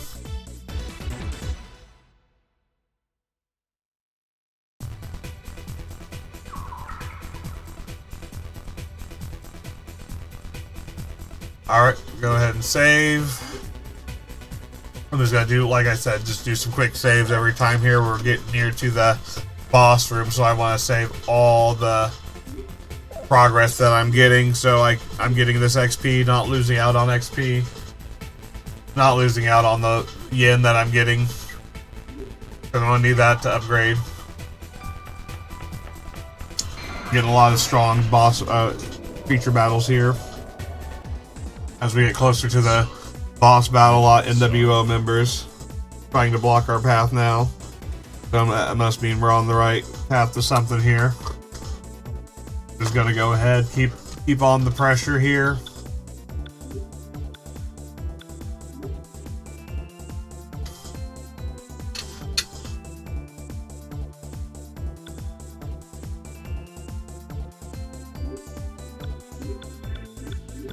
Same thing. Just keeping on the gas pedal. Still try to get these mutations. Maybe that one mutation is going to lead to a modification evolution one now on one of my other characters. At least that's what I can hope for, right?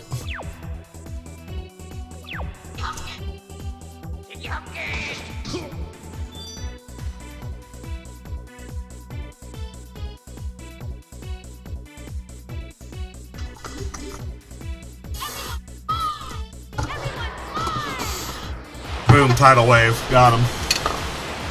Huge.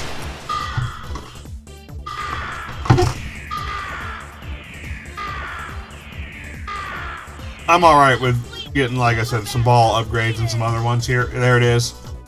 There it is. I knew it. 2 ranks up. Let's go. Always save after mutation chance. And we got the 2 ranks up. That's what I'm talking about. That's what I'm talking about. Now I have to farm the mutations here because I haven't been getting them for the longest time, and now I'm finally gonna start getting them. That's just how it works, I guess. I'd literally been like, "Come on, man! Where's the ball mutation? Where's the level up? Any of the hidden skills? Anything?" Now we're finally starting to see a little bit of progress there in that department. Oh, this is definitely that long boss battle hallway right there.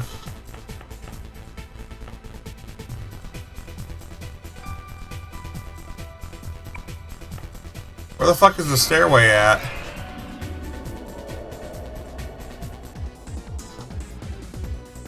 Let's do it. There's a stairway, but there's no fucking stairway.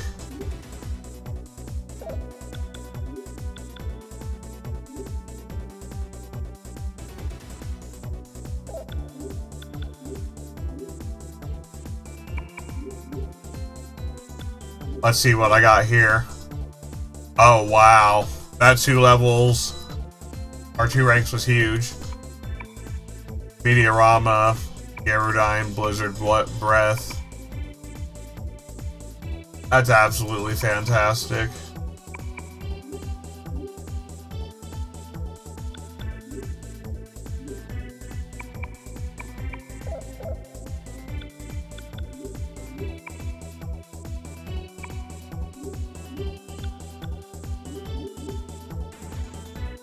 That is absolutely fantastic. Get in!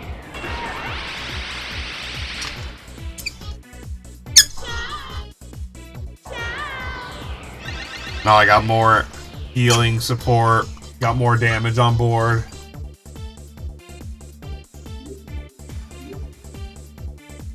Hey, give me a hand. Got a huge hit on that one.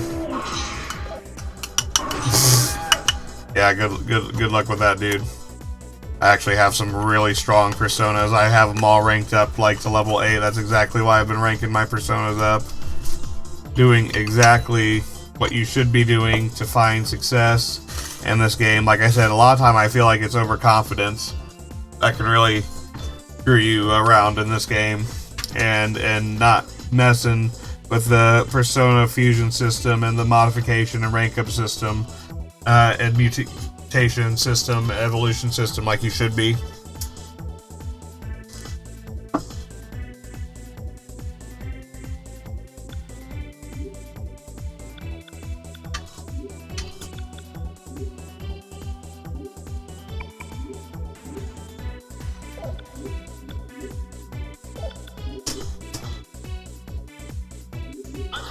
Fingers crossed, Loki, come on. We've primed the fucking mutation system, so you can finally get your level up, your evolve modification. Oh, nope. Not yet. Still in negotiations. Alright.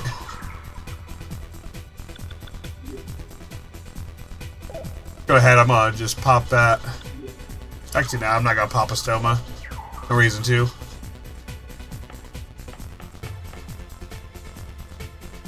Oh, here we go. This is definitely the boss battle.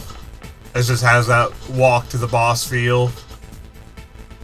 Yep, there it is. Tatsuya. What does he think he's doing? Oh, that's Katsuya's younger brother. So, Tatsuya is on the ship. We know that already, but Katsuya knows that Tatsuya is on the ship as well.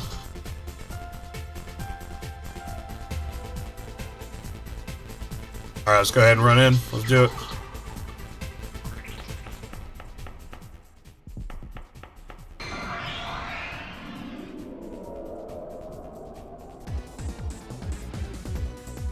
Oh, fucking hell.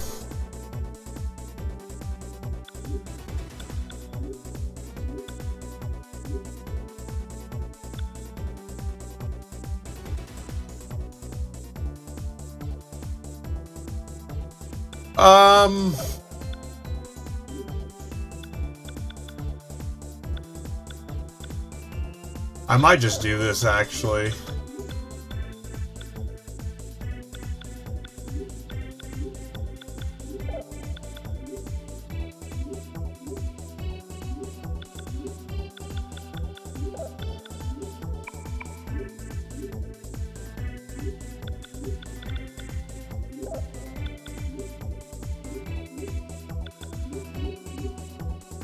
Let's go ahead and make a blaze. Let's go! Ready?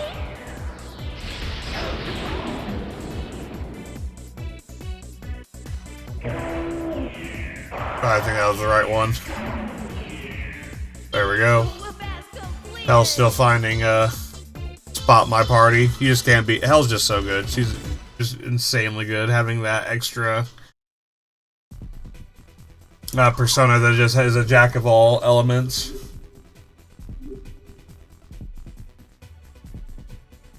That can be that one piece that you need for all your fusion spells. Alright. Now this is really where the rubber's gonna hit the road here. We're gonna be heading into the boss battle here. Gosh, I'm fucking scared.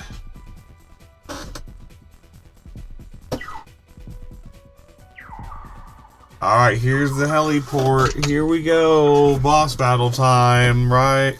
Actually, let me go ahead and put the right people on who need to be on what. Let's do you on my custom. Let's put you on Sif. Yeah, we're definitely gonna need Sif. You Shaka. I'll put you on Loki.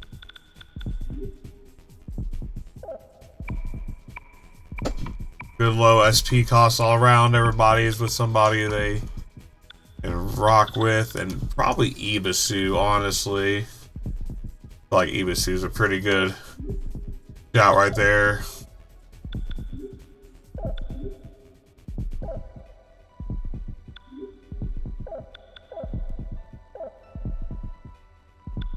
Everybody's all healed up.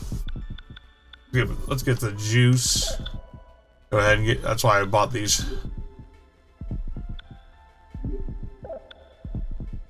Bring souls here.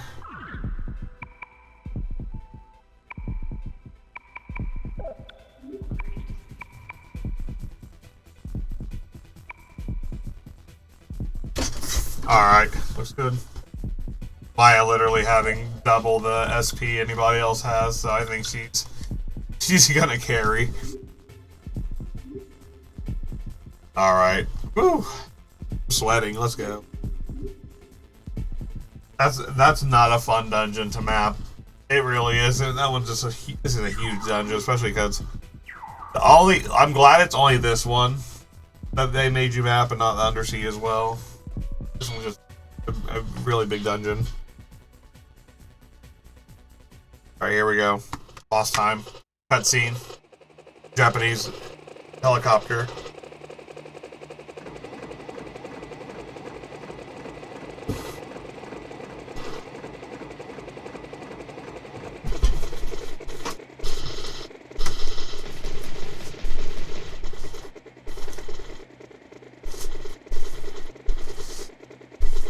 Yeah, we're gonna get Tenzo.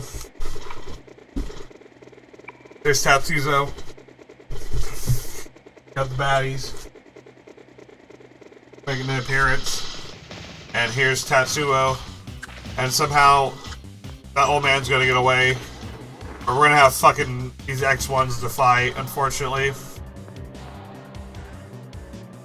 Tatsuyo, what you believe is wrong. Don't be manipulated by him. Handmaid goes in. Fool. This world of sin and no ideals is false, therefore it must be punished. Eternally punished. You're wrong. I'm the only one who must be punished. Tatsuzo! Such a pity. A great pity. In today's world, how many young people are there with your sense of purpose? Come, join me. Together we can create a world without man's original sin.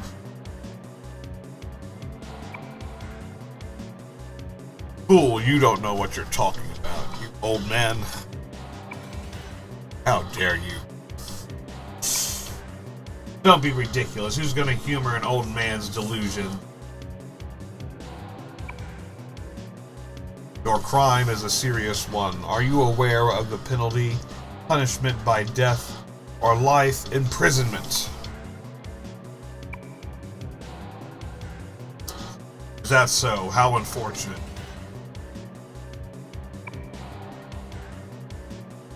Alright, here we go. Wait! Tatsuzo! I'll take one look.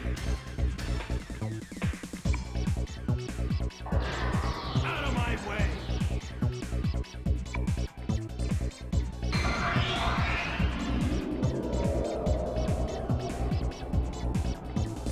And unfortunately, we don't get Tatsuya in our Tatsuya in our party for this for some reason, even though he's like right there with us in the cutscene. But once again, here we are, X1s. Not my favorite at all, but what we can do, fortunately, is just doing a lot of lightning attacks here, and just pretty much burning them with the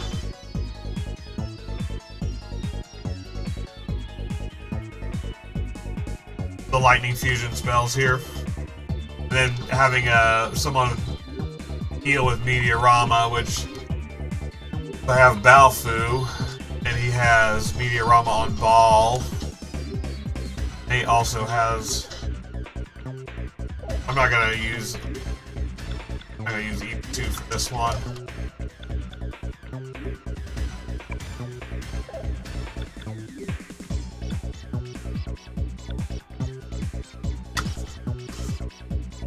Nada. Because he at least has Pyrukaja, so I can upgrade my lightning users, which honestly I'll probably use. Honestly, I should probably use Maya for that. I'm gonna change this around a little bit. I'm gonna have Balfu be my healer. I'm actually gonna have Maya instead of being my healer. She's gonna be my damage dealer, and she just has a lot of damage and a lot of agility already. Then I'll have Nate power her up, and I got Shaka right here, so we have more. Okay, looks good. This is basically the strategy right here. Just bring lots of lightning and healing.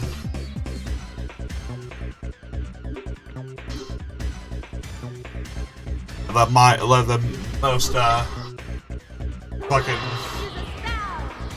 party member with the most tech or DX, whatever you want to call it, basically the most fucking magic damage, be the one to really hit the fusion spells and power her up.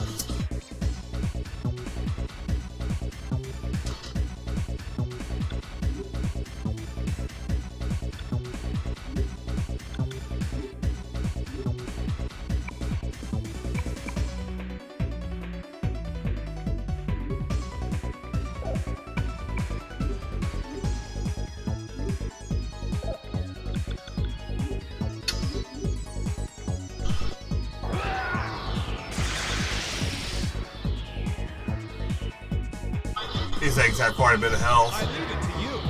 so powering up big. Okay, so that Neuramasa copy, I basically have to just defend. That move right there is a fucking pain in the ass. It might as well be like taking your persona action away.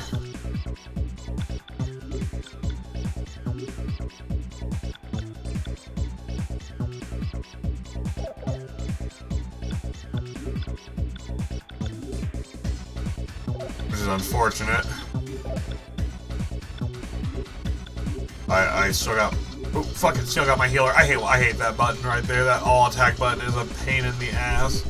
Luckily they have another button to counteract that called remember what the fuck I actually put, because sometimes I'm an idiot to hit all attack. Alright, here we go. Lightning blast. This one's gonna be a little juicier.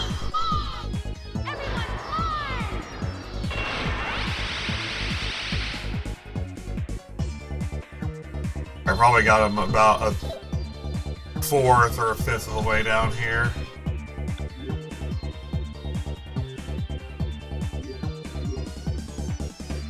Nothing we can do here. Learn to defend. Or lost a copy.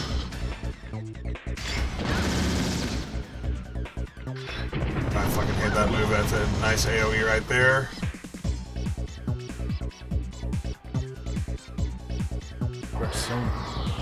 We've got a Meteorama on deck. Good heals right there. Damn good heals, Balfu. That's what I'm talking about. Go Kaoru.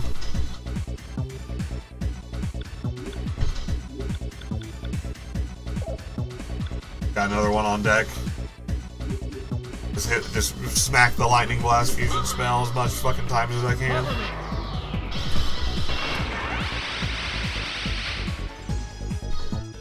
Almost about halfway done here. Just gonna have to defend with Ulala and Nate. Can't do much with them being fucked.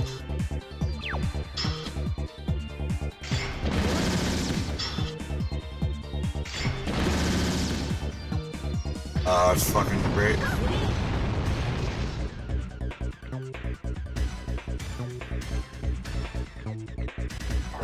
Time to heal right there. Perfect timing. Alpha might need an extra heal though.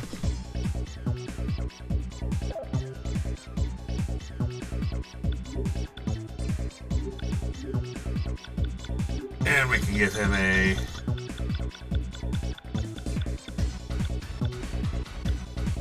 Gala drink.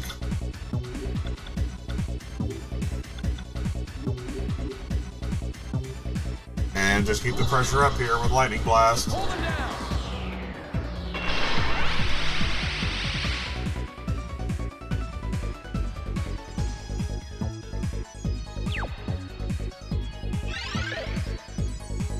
Looks like Ulala got her stuff back. Perfect.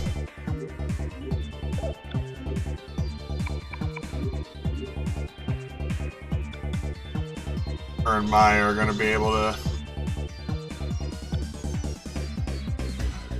that.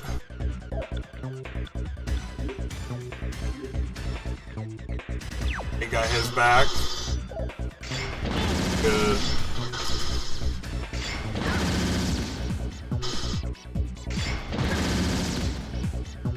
Good. Excellent. Ex-fucking-lent. Fucking bless, it's about time. I can put some pressure on him.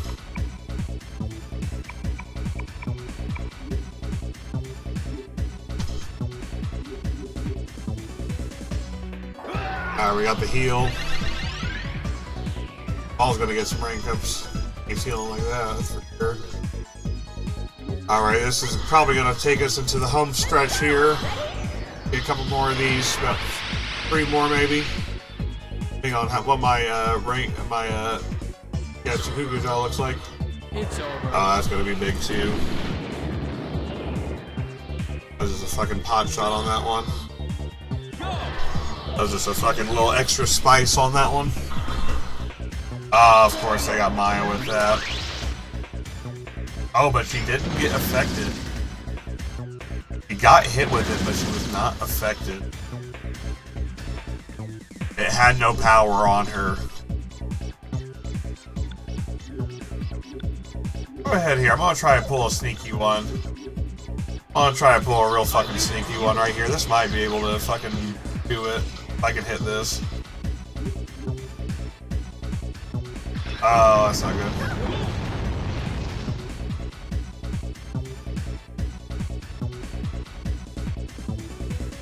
Oh, what the fuck?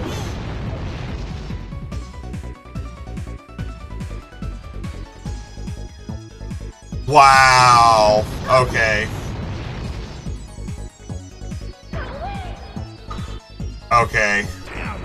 That just fucking happened. I don't know why that just happened, but that just fucking happened. For no fucking absolutely no fucking reason.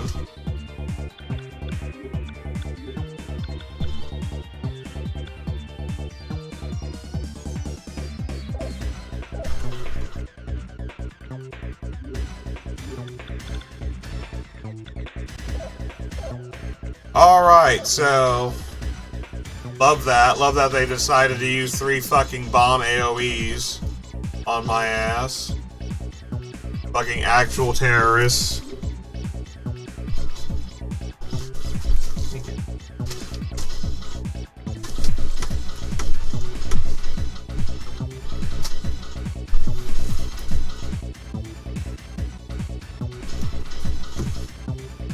Alright, so we're gonna have to go to conserve mode here.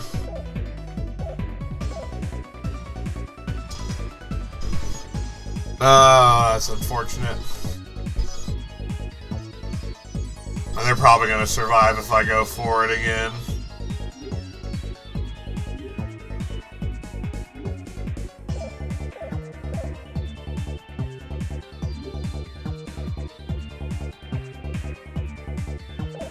So I'm gonna have to do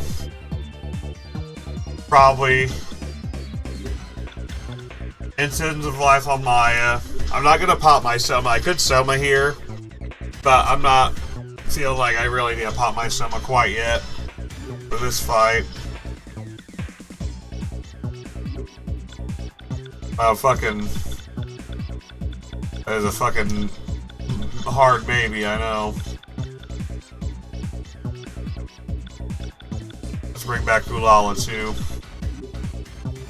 See what that does.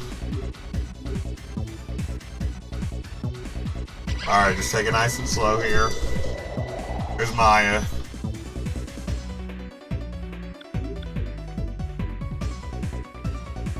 Hopefully she can fucking pop back to my custom and get a big ass heal going here. Let's just go ahead and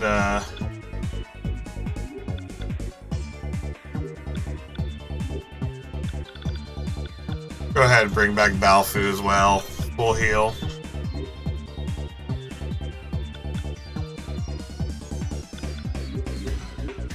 That was a fucking absolute menacing move they me with. Okay, there we go.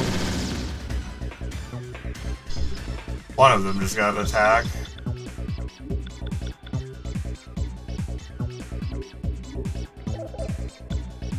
Alright, let's jump around here.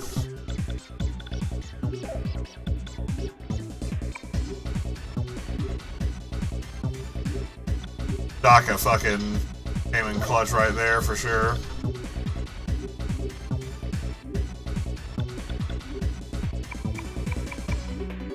Try it. Fuck it. There it is. Yeah, that fucking heal's gonna come in clutch.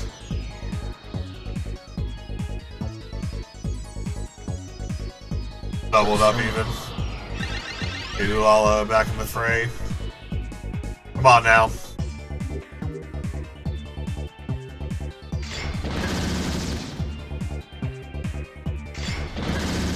Here they all fucking decide to attack Maya.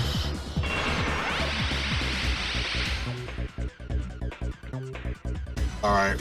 We got him. Got him. They might try to self-destruct now that I fucking have them up against the fucking ropes here.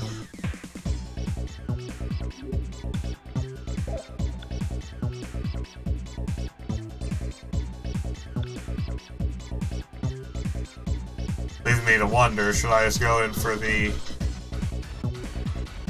attack or the damage, I wonder.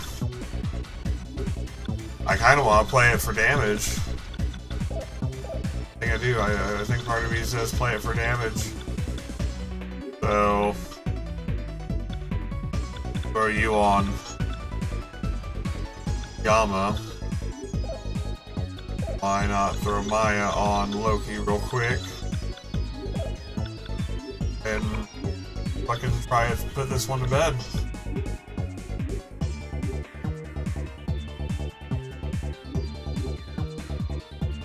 That's why we can't put that one to bed, never mind.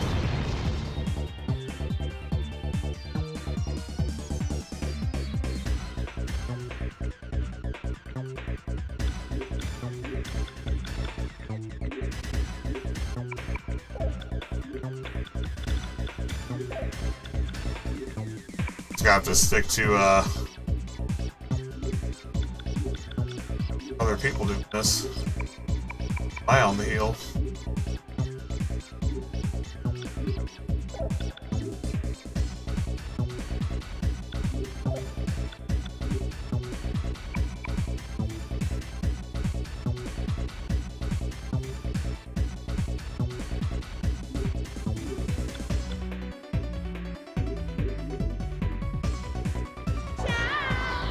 Bring it back with this heal here.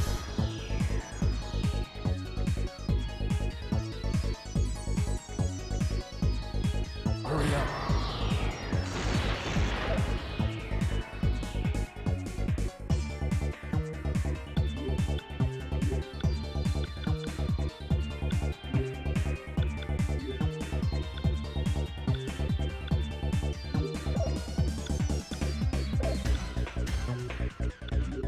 Have Ulala go to ball. And go to Sith.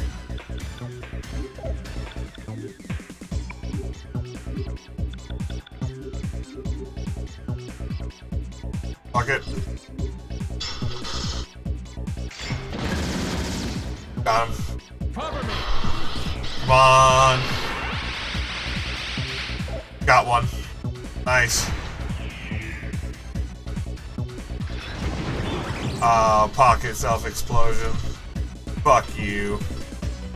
Get blocked. I bet they're both gonna do it. So I probably shouldn't even lightning blast. That's what I'm thinking here. I'm just gonna fucking pull a quick one right here. Change you back to, not an mate. I wanna change Ulala.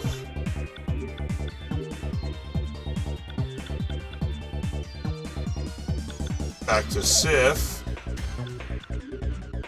I'll just try to put this one to bed with him. Come on here.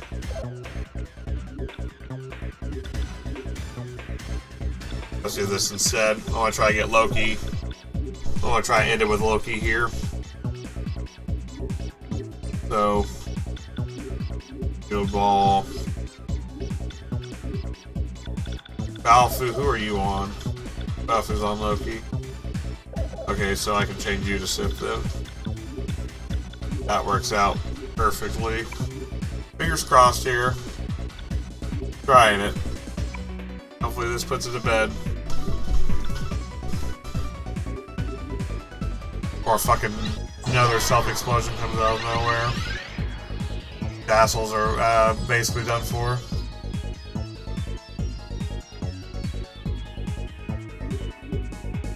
Yeah, I was gonna say, let me do it honorably. Fucking do it honorably, don't fucking self-explode yourself. Thank you, we got it. Oh, no mutation.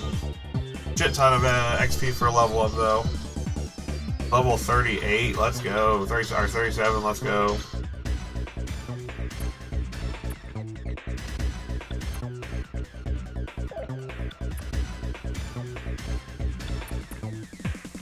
Get 2-1 on that one, honestly.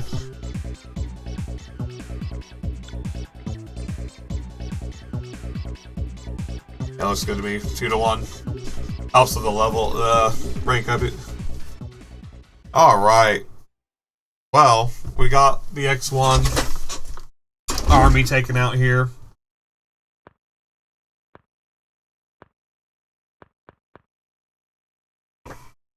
Here's Tatsuya and Katsuya, the brothers reconnecting here.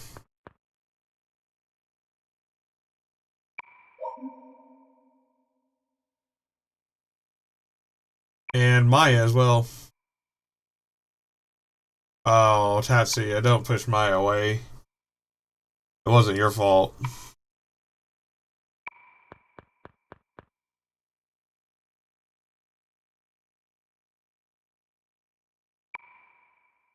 Alright, that's going to be the end of today's stream. Man, I was hoping we would have enough time to get through both of these, but I told you it was going to be a long stream at the beginning. If you're still with us here, thank you for tuning in. Go ahead and hit that like button, hit that subscribe button. It really helps out the channel here. You're going to get recommended more content as well as more of our Persona 2 series here. Check out our playlist here, Jigoku_gaming. That's Jigoku_gaming on Twitch and YouTube. Check out our multiple playlists right there. And with that, thank you all so much. With the next stream, we'll pick up from here into the undersea ruins. So we got a lot more dungeon still to go. Can't wait. See you next time. Take care, everybody. Have a good night.